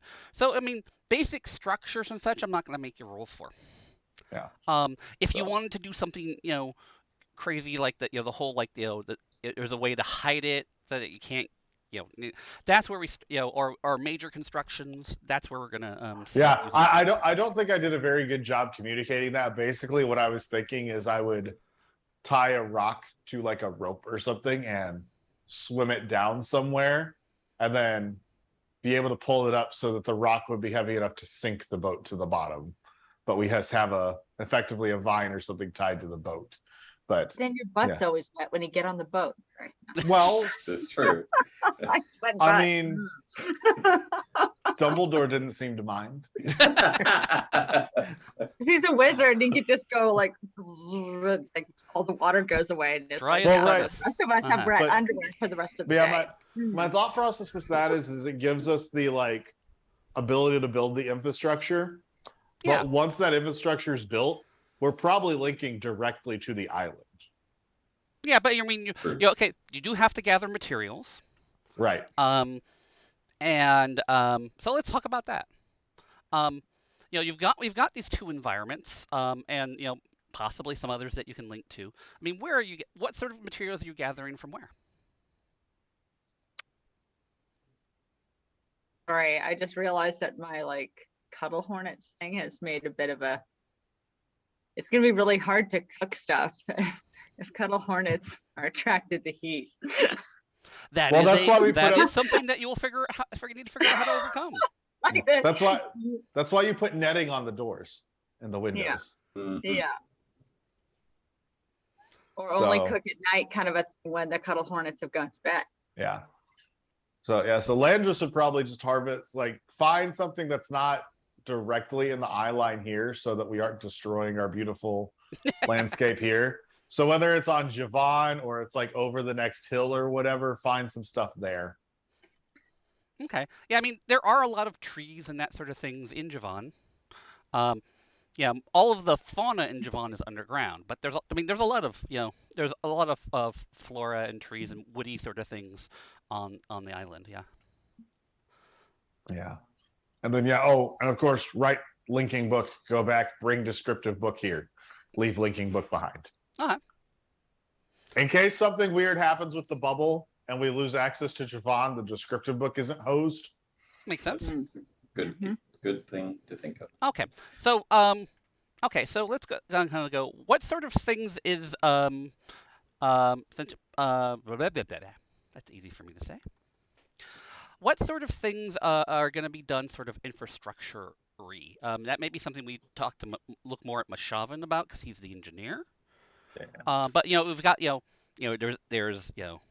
there's the bridge, and then we've got this thing that comes in from the water, so you can bring things over that way. You know, they're gonna you guys are building structures, obviously. On the islands. Um, I mean, in general, though, I mean, what other sort of infrastructure things would you want to put together, put on here for your sort of initial, you know, you know, civilization of the age? So I want a gondola someday. Well, I mean, gondolas. Yeah, I mean that's kind of part of getting the stuff over there. Mhm. You're gonna have Um, sort of flat, wide, raft things that you probably pull around. I mean, mhm. because I mean, none of described any particular wind, so there may not be enough wind, exceptional wind for like sailing or that sort of thing. Mm. Just take some of those little rocks that are kind of floating, and then we bring them up and we tie them all together, and then it's like our air balloon. Oh thing. my God, rock surfing! That's true. Those could be those could be the basis of all kinds of stuff. Oh, she would totally try. Okay, here's a question: if you move the rocks away from the lake, do they still float? Yeah. Well, if it's like the reverse of Marty McFly and the hover only works over water instead of the other way around. I would think that they have to be over the lake to float. Okay. Yeah. So there's something about the water that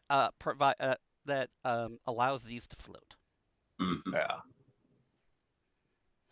That'd Okay. be interesting. Then Kenneth totally wants to try just grabbing a rock and jumping off and seeing if she floats. Splash. Yeah, that didn't work. This is totally going to turn into one of those like rock ship things from Spire, isn't it? I mean, yeah, that's perfect. I mean, that's perfectly viable. So Ken, Q, you've hit on one of the major bits of locomotion around here, is floating rocks. Can we just make footwear where the sole is made out of this rock material so we can walk across the water? Oh man! Who needs bridges? Until you're suddenly sucked underneath, then it's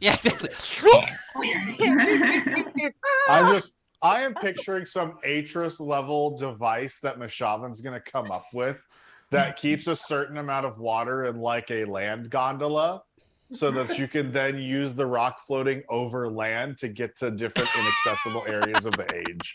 Wow. Okay. That's a little advanced. We'll have to wait a little bit for that to get to that point. But Mashavan would totally try. Like, I could totally see it. They only float over water. We'll see about that.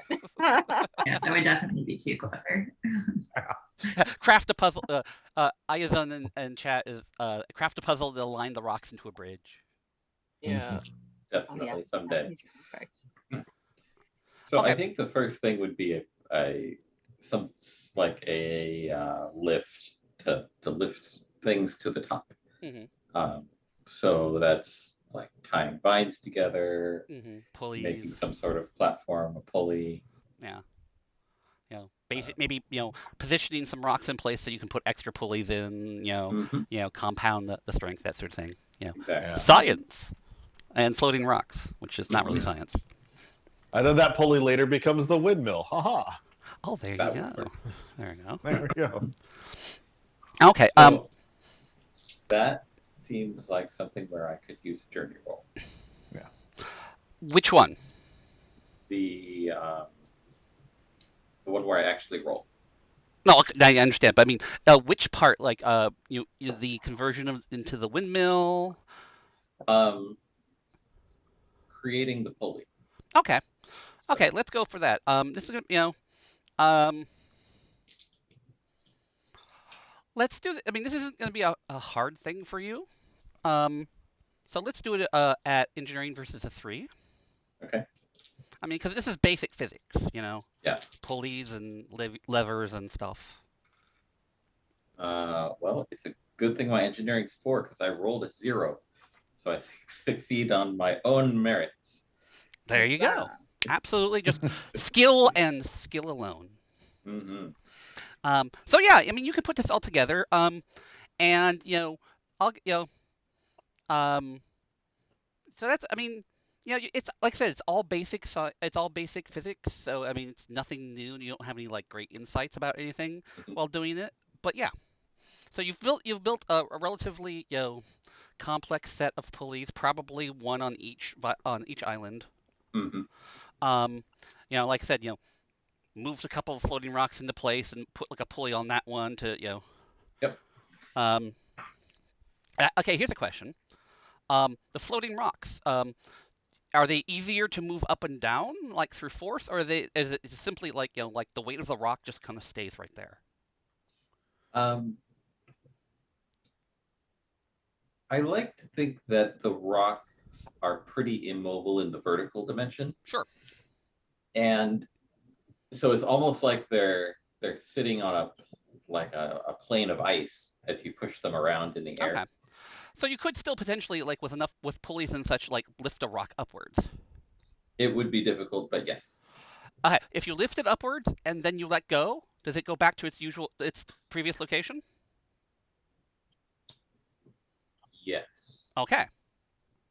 Oh. So that's some Oh. very interesting. There's some very interesting possibilities there involving, pulleys of different lengths and that sort of thing. Mhm. And so yeah.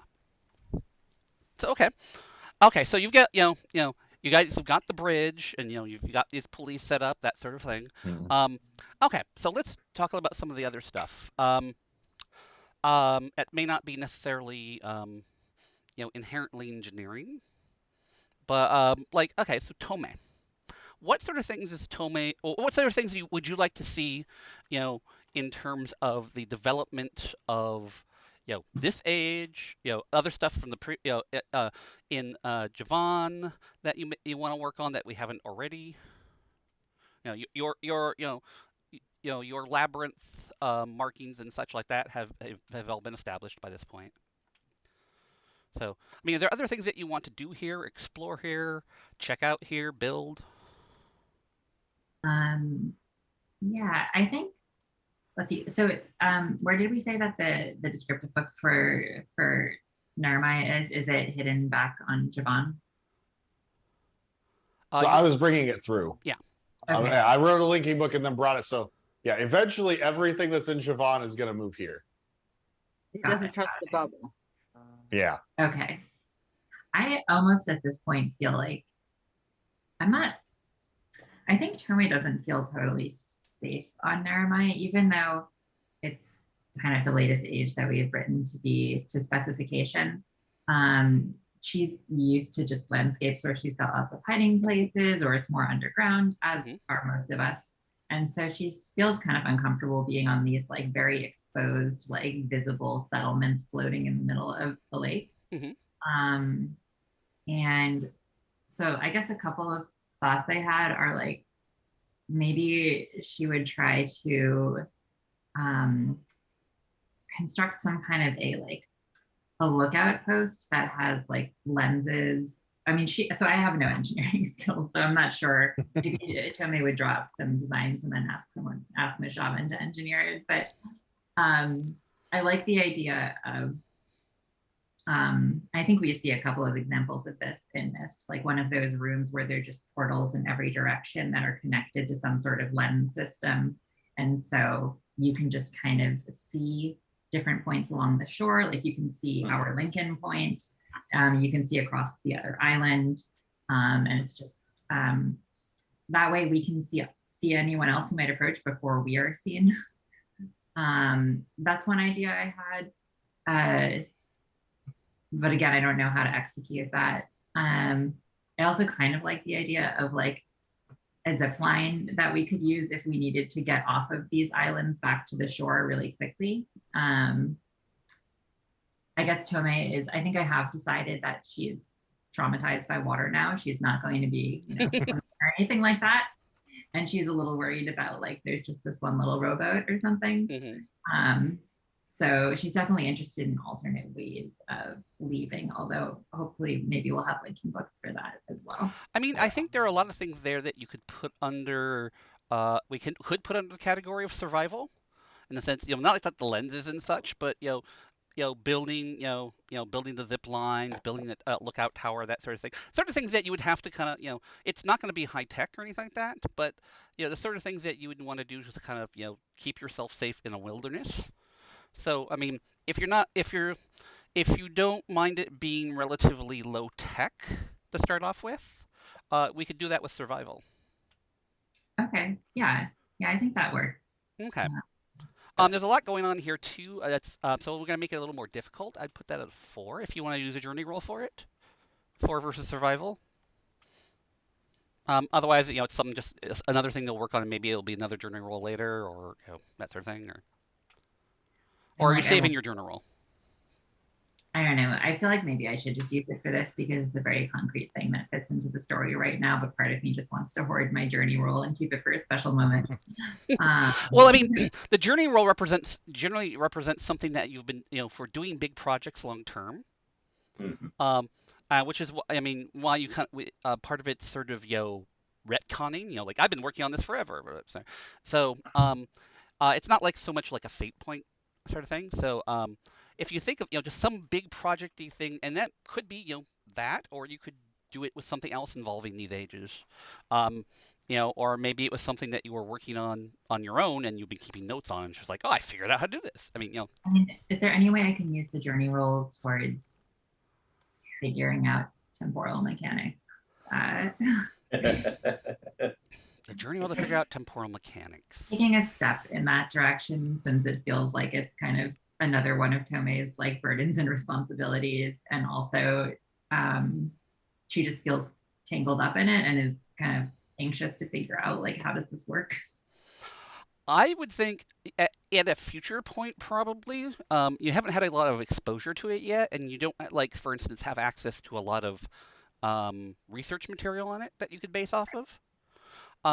So unless you can think of some, interesting and amazing way to experiment off such a thing, but I'm not sure how that would work. So if you've got a wild idea that you want that you think might work, or someone else does, we can look at that. But I'm thinking that might be for something a little bit later, when you've had more time, and if other phenomena appears. Yeah. More time. What if you send yourself an e-message but put it on a delay? No, seriously though, like if you said it's like, oh, I'm going to send myself this message, I want to send it in 6 months time or 3 weeks time or something, and like see if the I don't know, maybe then it'd be like, dang, I'm smart. When you get a message back. I don't know if it would. I have no idea if that would work, but it would be interesting. Yeah. Well, I don't know if I need to do a journey roll or anything to send a D message to my, well, maybe we can't, or is time delayed D messages, are those a feature that are supported? Can you schedule? I mean, yeah, you could probably schedule, something like that. Yeah. It can be, if it isn't already. The question is, I mean, what would the question then be? What would that tell you about time?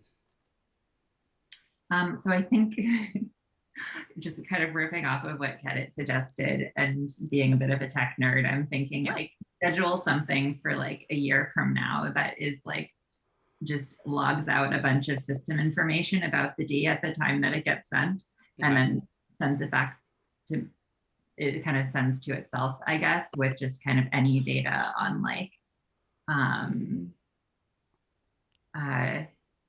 like recent device usage, recent images captured.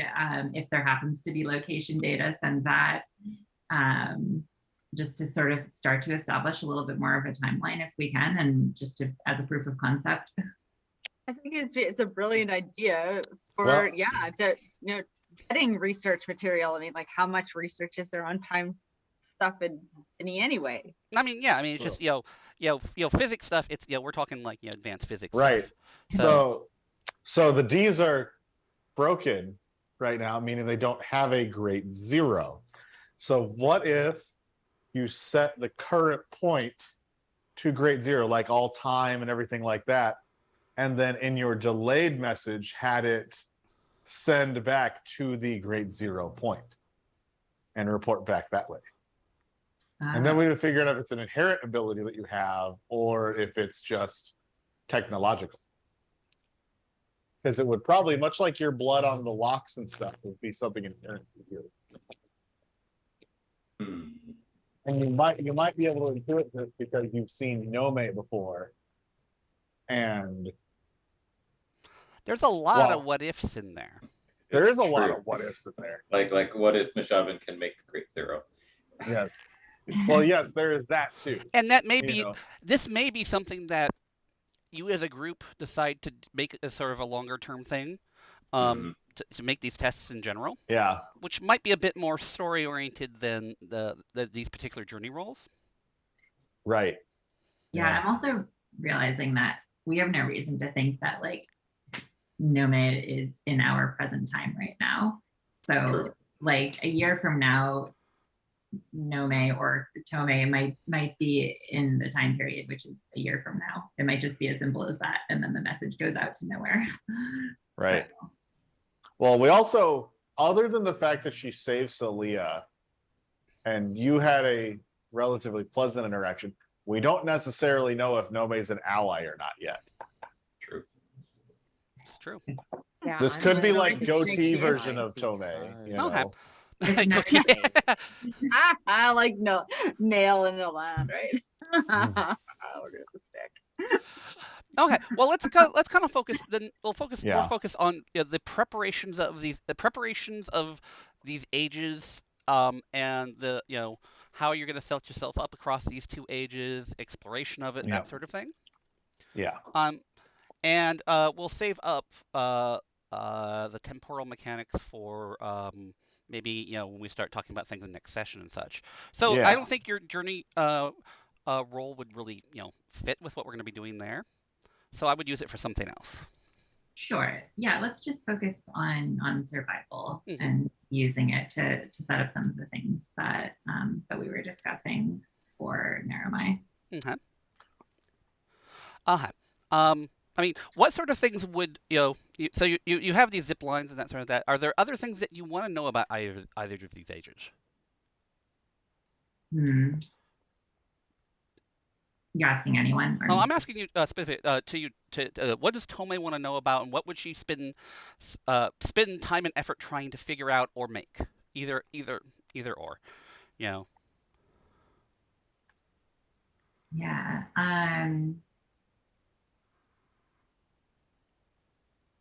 I mean, I think she'd be interested in learning more about the rock formations that are still underwater.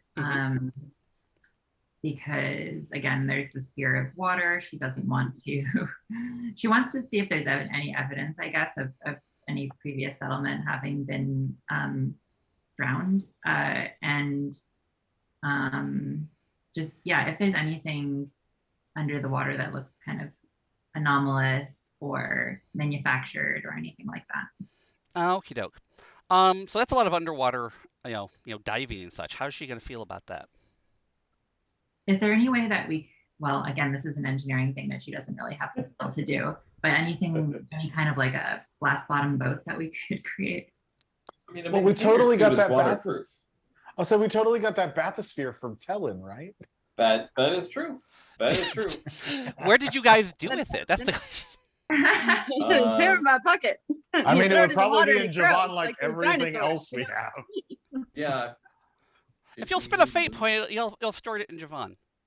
I'll spend 3 fate points to have it stored in Javon. Sure. Okay. Deal. I don't think we actually got it from him. I think it was one of those. It was always coming, but I don't think we ever actually got it. To be fair. I'll take 2 from you. How about that? Okay, that works. So there are parts from it. You were delivered many different parts of it. Because it's much easier to deliver parts than it is a fully constructed bathysphere, and it's much easier to move those to a new age. Yeah. Maybe we could join that with a maintainer suit to make it more like an actual scuba suit. Ooh, I like that idea.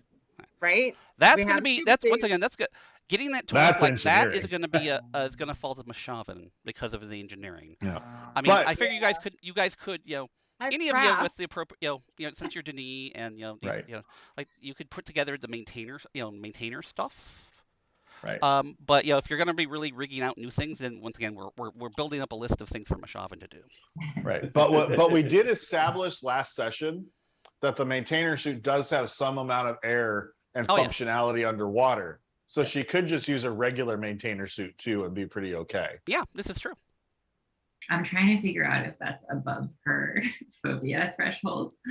But yeah, I kind of want this to be under, at this point, this is no longer survival. This is more under their surveying category. Yes. Yeah. And she does have a fair skill in surveying and has been also training a little under Celia to get better at map making and that kind of thing. Yeah. So yeah, I guess if that's the way it makes sense narratively, then maybe she is trying out one of these maintainer suits. It's giving her confidence being in the water. And she's, I don't know if she can write underwater notes. I forget, do we have oh right, that's, Thomas has a space pen in real life, but Landris does not have a space pen. Right. Well, I would love that. I like it. Yeah. So I guess she's just going down and trying to remember as much as she can and then coming back up and writing some notes and then going back down. Okay, let's do surveying at 4 for that. Okay. It's a 3. That's a 3 total? 3 total. Yeah. So the question is, your options are, is there something, any of your aspects you can invoke, or do you want to try to succeed at a cost?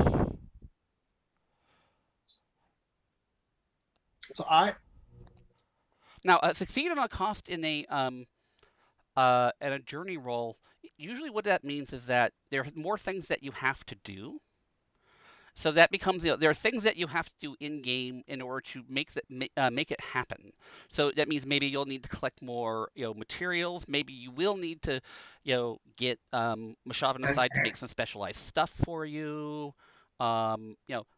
Essentially, what it would mean is you need to probably come up with, we as a group would have to come up with some task that you as Tome have to complete in order to complete your journey here. I don't know how this works as a game mechanic, but the most sensible narrative explanation I can come up with for succeeding at a cost here is just that she's too scared to do it. It's just like she gives it a shot. She goes down once, she can't remember anything, and she doesn't want to go back.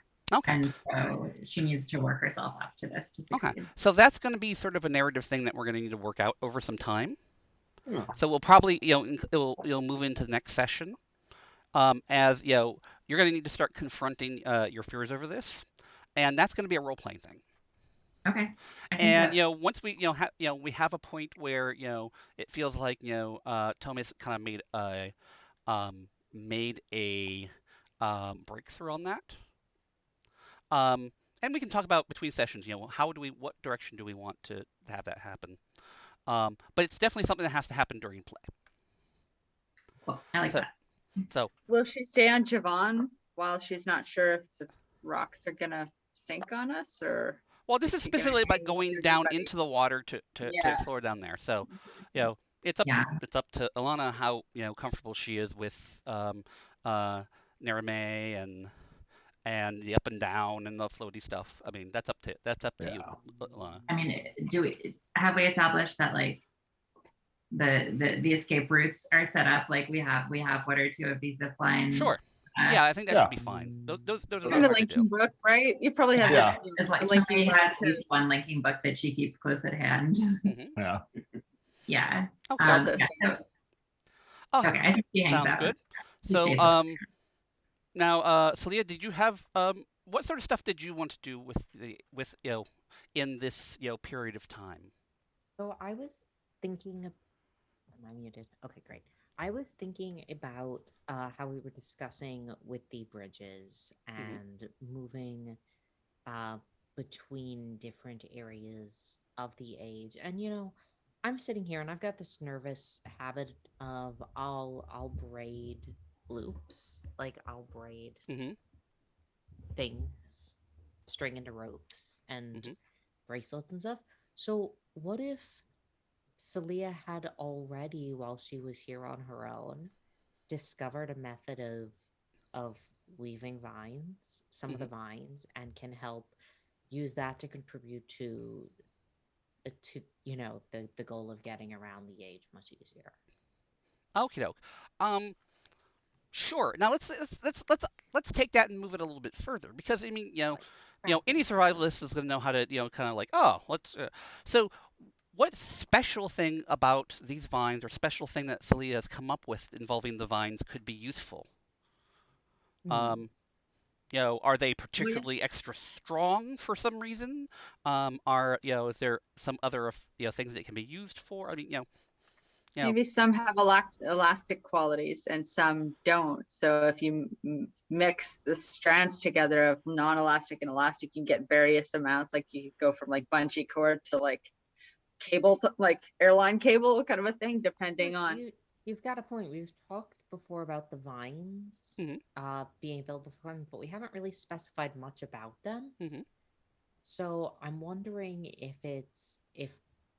part of it's there's different kinds. So there's the ability to say, okay, well, these holds up one braided vine.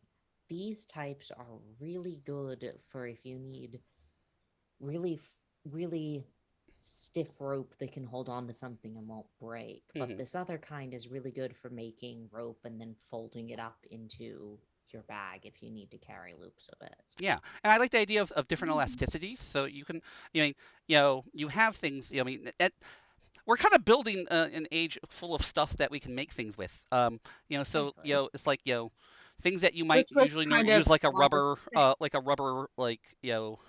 um, band with, or I'm trying to think, belt, like a belt in an engine that want something really tight. Then these have So yeah, there's all kinds of different options here. So if you want to use that for that journey roll that you've got, That sounds like it would be more of a craft roll, which is not my. craft, That's I might go with survival. okay. If you'll let me do survival, that'd Yeah, be great. survival at a 4. Okay. So, I mean, if you want to roll my dice to make curator, so that it looks neat.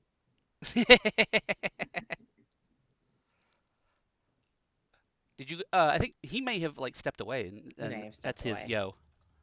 yo thing. Great But sticker.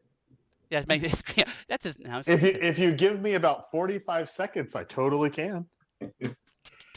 Okay, I'm so we'll come fixing the back to camera that right then. this second. We will come back to your actual role, and while that's happening, let's talk to Kenneth about what Kenneth is doing. I was thinking about the whole like heat could be a problem thing, and remembered that the ancient Incans actually had a way of freeze drying food before like power even existed, right? Like hmm before like hydroelectric and all that kind of stuff happened. So I think I would like Kenneth to craft something that could freeze dry food Okay. Now we're without talking. without using Mashavan's like fancy stuff. Hmm. Like I don't know how they did it. I haven't actually looked up how the Incans did It may that. I not just be know they did it. exactly freeze dry, but it might be some sort of preservation technique. Yeah, like she's looking for a preservation technique. There's no salt here. There's salt on the other planet, on the other age. So Javon, there's salt there. hmm Not sure about its food quality, Yeah. right? And I mean, you want to smoke it because you don't want, to Yeah. attract more bugs, right? So yeah, I think that's what she's interested in is alternate like preservation methods. Okay. Yeah. That's gonna be yeah. God, there could be a couple different things here. Craft, research. I mean, even Her medicine. craft is 4, so I would really like it to be craft. Oh, okay. Okay. Let's do craft at a 4 then. Okay. This is why I chose my words so carefully. Like to craft this. Yeah. Wow. Should I defeat point and re-roll that? If A you minus isn't a plus, really? Oh. if you, I mean, if you've got an aspect that you can tag, then yeah. Yeah. only like the whole rock soup thing. Isn't that In fun? which case they'd be like, Mishavin, I know you're super busy, but Well, I mean, this isn't this is partially chemical, and biology and that sort of thing. Um, other people, if other people, are willing to, help with their survival, maybe, or their, a research or experiment, yeah. I would say maybe then for this, if someone else is willing to spend a fate point to come in and help you, then we'll go with the rock soup one. So it's sort of a thing where you both have to spend a fate point. Okay. Any I'm volunteers? curious, Kenneth, really quick, what are your other journey aspects? Work hard, play harder. Not helpful. Gonna stand my ground. Also, like super stubborn, so maybe that could work. I don't know. I'd have to And hear more about that. then my lips are sealed, which is also extremely unhelpful because they're all sort of Stand social your ground in the based. face of physics. Yeah. Physics, damn you! It's gonna work. So I mean, her stunts don't even work. Like nothing's going to. No. Like, I mean, the other option is just like with things with Tome that, there will be things that you need to do in play to work towards, like go to Mishavin and say, "Do you have any books on chemistry I can borrow?" I didn't pay it attention might be in something class. that you have to find in the environment, and or I mean, it's something that as we go along, I mean, for this one, what was your final roll on it? Oh, let's see. I got a -2, so I have 2. My final roll was a 2. 2? Okay. You'd probably have to find, essentially we will have to find 2 or 3 things that occurred during play that you can use as steps towards figuring this out. So, it may be at some point, you're exploring, you can say, hey, what if, these things over here were, I mean, essentially the idea here is that the succeed at a cost on a journey roll is that there are more things that you have to do in play in order to achieve your thing. Yeah, 'cause I don't think she's going to give up on this. Okay. So whether or not, like, whether it takes 4 steps or 40, like, this is an important, like, being able to put food away because Yeah. we don't know if there's seasons yet here. Yeah. Is important. And we only have 2 ages and one has nothing but jellyfish and tree root. So no offense. So if you brought seeds if she got way to bring seeds back from Heller, like there was like wheat, like grain and stuff on Heller, like I could see her definitely working on maybe sowing some on this new age to see if it works. Well, we should have some grain and stuff in the plains too. So I mean, yeah. I mean that is still to be determined, depending on. But we know that Heller's grain is edible because that's what people have been putting there. So she wants to grow edible grain. See if she can grow this stuff. Okay, so that's something that we'll have to work out in play. Then is you looking for the other materials that you want for this, and we'll start working on that next session. Then that makes sense. Yes. Okay. So back to the roll for Celia. Yes. Yeah. So which one would you like to use, Celia? Which of the fancy dice? There's so many. How do I even pick? The second set? Roll a die. Which second set? The cherry? No, the one below it. This one? Yeah. Or this one? The one your finger's on now. All right, the purple heart. Okay. Purple heart. In my defense, I didn't know what color it was, but it was very beautiful. Yeah. Purple heart is a very cool wood. So that's really neat.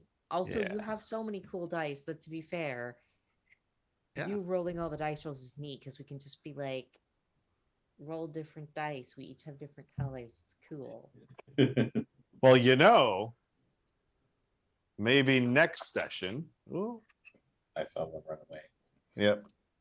Maybe next session, instead of doing a swap, we can just have that center bottom one just be the dice for everybody. That's fair. Ooh, yeah, that's cool. So, all right, here we go. Dice tower and everything. Love the dice tower. All right, so that's a minus, a plus, a minus, and a neutral. So you're at a -1. But a -1 on a roll with 3, so I'm at a 2.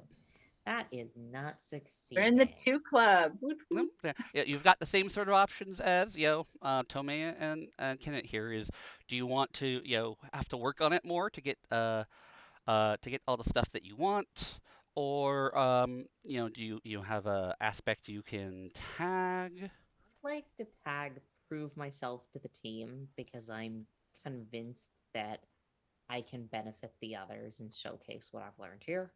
Okay, doke. So that you could either use a +2, which will give you a tie, or you can get a reroll. I'll let that bring me to a tie. Okay, Right. doke. Okay, so yeah, you've definitely got a couple of uses for this sort of stuff. It's sometimes the stronger can be the stronger kind of weaves and stuff like that can end up being really brittle due to something that's happening um, with the vines that you don't know exactly what's going on. It's something that kind of happens over time, some sort of decay or drying out or something like that. But generally, they're pretty useful. You probably want to use them for things that like suspending people up above caverns or such, just in case. But for most cases, in most purposes, you've got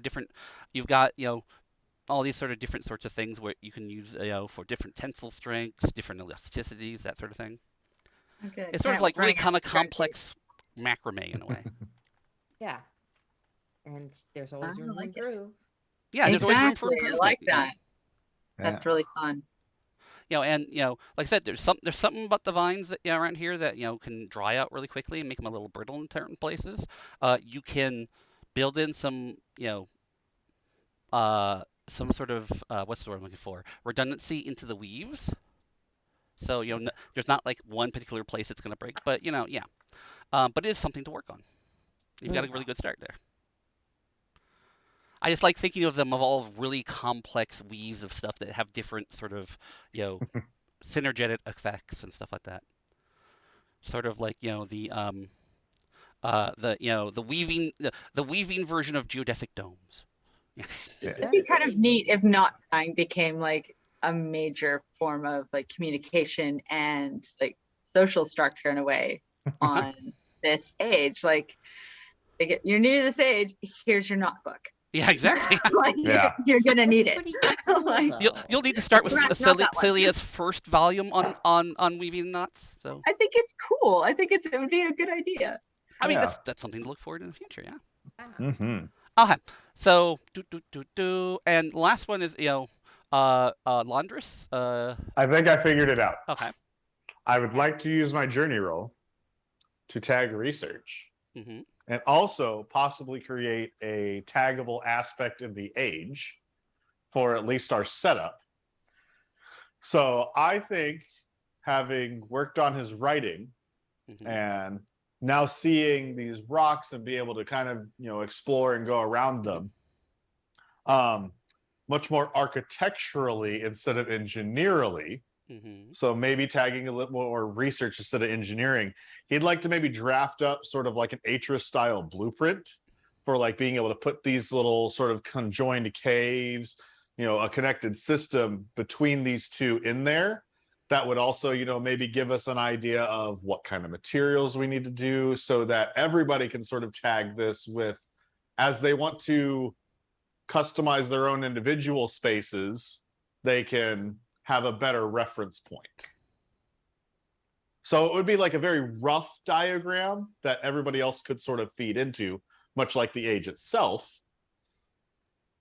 while still benefiting the group. Okay.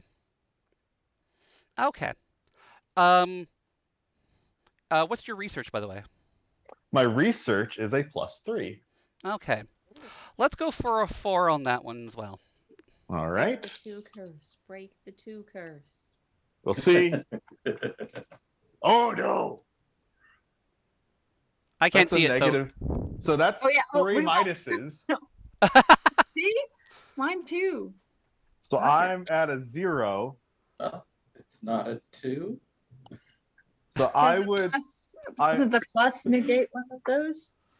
Well, no. So it's 3. It's -3 with a +3, so it winds up as a Oh. 0. Uh-huh. Oh, you don't even But- have a positive. Oh. No. So I would like to maybe tag neurotically cautious when it comes to performing evaluations of ages, because, you know, I'm using the evaluation of these 2 islands to make this drawing to maybe snag a reroll. Yeah, I'll go for the reroll on that one. That's good. All right. It's just not a -3 this time. Come on, guys. -4. Don't. Okay, that's a +1. So that's neutral, neutral, neutral, plus. So that's a total of 4. Okay. What essentially is that you'll make a plan that's going to Yeah. give you it's a boost. So the thing is it's Yeah. going to give a +1 to someone else when they're doing some building or anything like that, but it Right. gets to use once. And then Okay. it's gone. If you want to make it more permanent, you're going to have to do more work during the next session. Yeah, can It's definitely do that too. Because was thinking much more similar to how Celia can do a survey and make us a map for navigating. I was thinking, since we're going to be probably building on this age for a while, Mhm. having something we can tag whenever we want to add in a new gondola, Yeah. or, you know, like bring the bathysphere in and make sort of like a nice little dock for it, or so, having something like that. So yeah, I'll definitely work on it for the next session too. So In fact, how about here's an option, is that let's say for it to become a permanent, aspect that Mhm. that people can tag, is that each one of the people in the group will have to contribute something to it in the next session or so. yeah, Hmm. And that way it becomes sort of a global thing that it's available from that point Yeah. onwards. And we'll be rolling on those sort of things and that sort of thing as well. Just Ooh. skill sets, but we'll see how that goes. Yeah, I like that idea. Okay. We are getting really close to the end here. Is there any other things that you guys want to do, kind of just in getting these 2 worlds set up? If not, I can go into a little bit of a small thing before we move on. If so, then we can get that established. This is a very small thing, but I think as we begin to lay out our dwellings on these 2 islands, Tome is going to use it as an opportunity to kind of tutorialize for everyone else the the thieves camp that she has created, or this sort of secret marking system, just to kind of create directions from place to place on these islands. And maybe it's a little more obviously marked so people can learn to use that anywhere else that Tome scouts, especially back on Javon. Perfect. Great idea. Like it. Okay. Anything else, or I can do a little bit of a epilogue-y sort of thing. I love Iazon. So they're we have to get a dice jail for these guys. Okay, so one thing. Okay, I'll go with my thing then. Yeah. So when Tome, when you're doing the things on, in the tunnels amongst, in Javon, you actually happen upon something that you haven't seen before. Well, okay, you've kind of seen before. It's a big sort of. It looks kind of like that first seed you saw, except it's smaller. And it's just it's like it's hanging off one of the root systems inside one of the tunnels. And as you approach it, it sort of like creaks a little bit, and it's it falls off the wall and rolls onto the bottom in front of you. It doesn't. There's no. I mean, it's big, and like I said, it looks like the same type of thing of the seed, but it doesn't look exactly the same, and it's not glowing or anything like that. It's just dunk. This is going back a little bit in time to the few weeks when we were exploring on Javon. Well, I mean, you were talking about doing other things like before. So this would be something during this process of getting ready, and you've been doing things at Javon. You've been cleaning up things there and come back. So this would be sort of out of it. Yeah. Okay. And I'm trying to remember the seed that took us away from well, let's see. We linked to Javon, and then the seed, we dropped it, I think. Yeah. And then was that all that it took for the event to be triggered, that the seed fell, hit the ground, and kind of the outer shell cracked open? As far as you can tell. Okay. So if she handles this seed, she's going to be very careful not to drop it. But she's definitely interested in it, definitely feels like it's probably her responsibility. So yeah, I think and we've established she explores things by picking them up and touching them. She'll pick it up, but she's going to try really hard not to drop it. Okay. She pick it.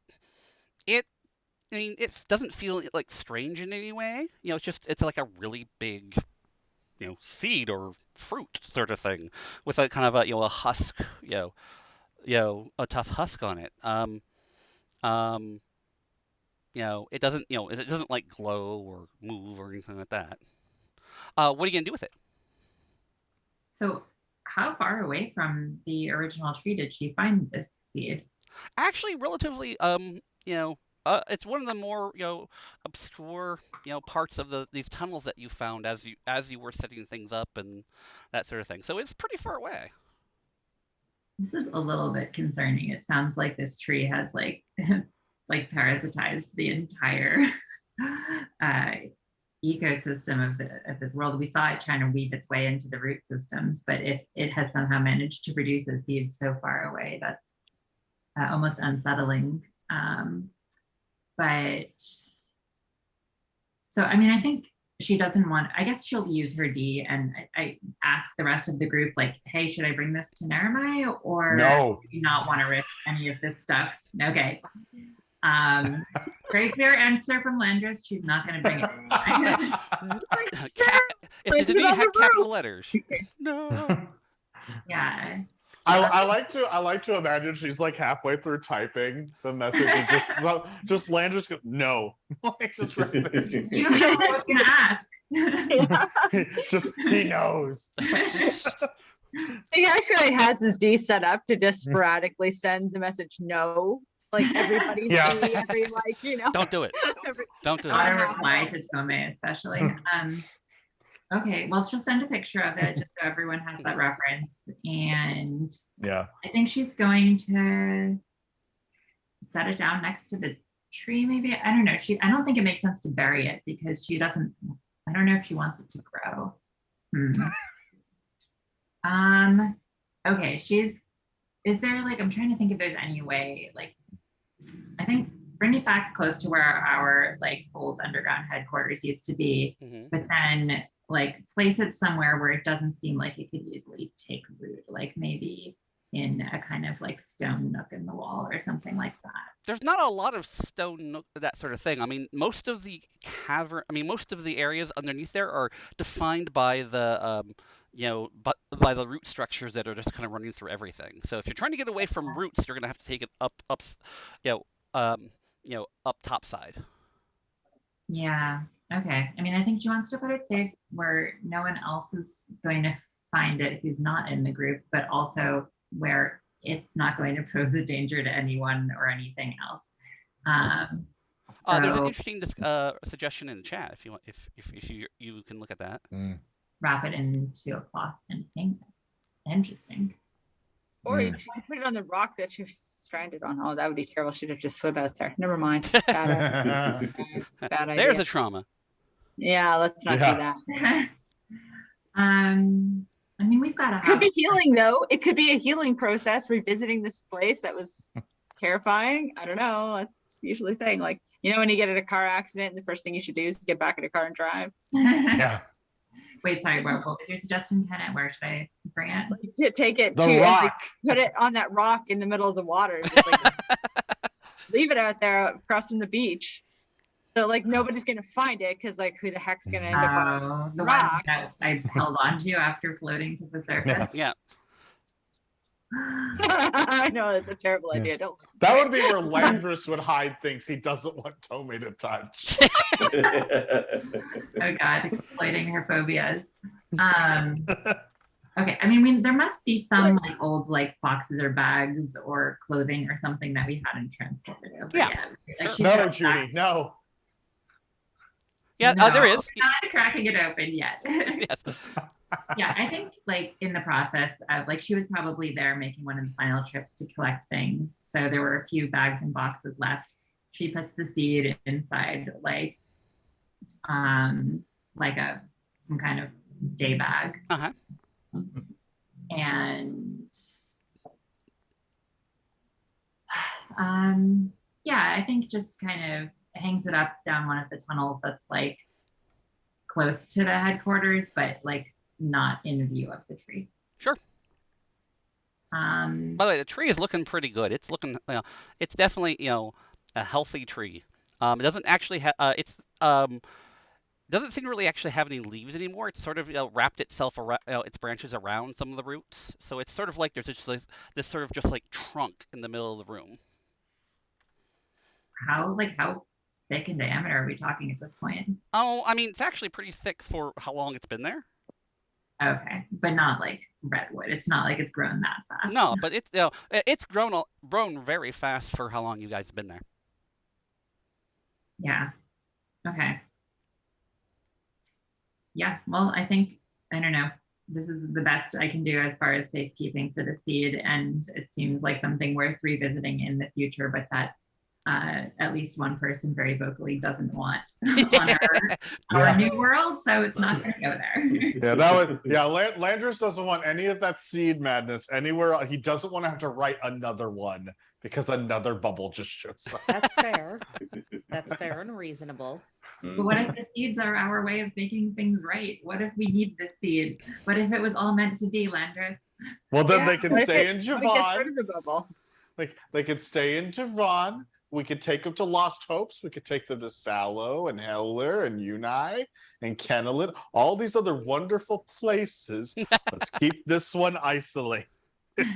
So in case we have a firebomb or a bubble incident again, we still have a safe place to go. You guys just, you string calamities behind you, Yeah. Okie doke. Sounds good. Well, Well, I it's think just that, like opens the Lost Hopes book, drops the seed onto the linking panel, like his hands. There we go. It's all gone. All better.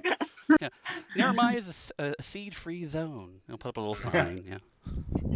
I just imagine that you poured it into Lost Hopes and it just sort of rolls and bumps into one of the bodies over there and just like, is it really worth getting at this point? Okay, When he comes back and So I suddenly think- there's like border patrol at the Yeah. Lincoln point there. Okay, that's in my head Like now. the Carol Okay. fruits and vegetables. You carrying any seeds, Look at fruits, or shoes, please. vegetables? Are you here for business or pleasure? Oh. Are you not associated with the Reliuma or the Cult of the Tree? Okay, so I think that's where we'll stop. Okay. Okay, it's been a pretty cool session. We've gotten a lot done. We're definitely interested to see where we go with Nerema. Neremai? Or Neremai. Is it Neremai. Neremai or Neremai. Neremai? Mm. Where's the stress on it? I don't know. I don't know. Neremai See? is how- Neremai? like- Okay, as opposed to Yeah. Neremai. That's it. Alright. Yeah, Judy, that was exactly what I was just laughing about. It's like, oh, I see you filled out your name here as Tome. Which branch of the timeline are you from? Okie doke. So now we get to the part that's Junie's favorite part of any of the Yes. streams, the outro. Oh, yeah. So, if you like what you do, support us on Patreon over there. Subscribe, gift subscriptions, send whatever. Remember that you buy, stuff from Cyan, Yes. or Cyan Ventures. The clock, the last Clockwinder, I think is what it is, just came out. Yeah. If you're a VR person, then, go in there, and, who knows? Maybe in another year we'll start doing crossover with Airy Man Limbs. Who knows? Yeah. But There we buy go. Cyan stuff. They're the reason we're here. And thank you for coming. And Shara. Oh.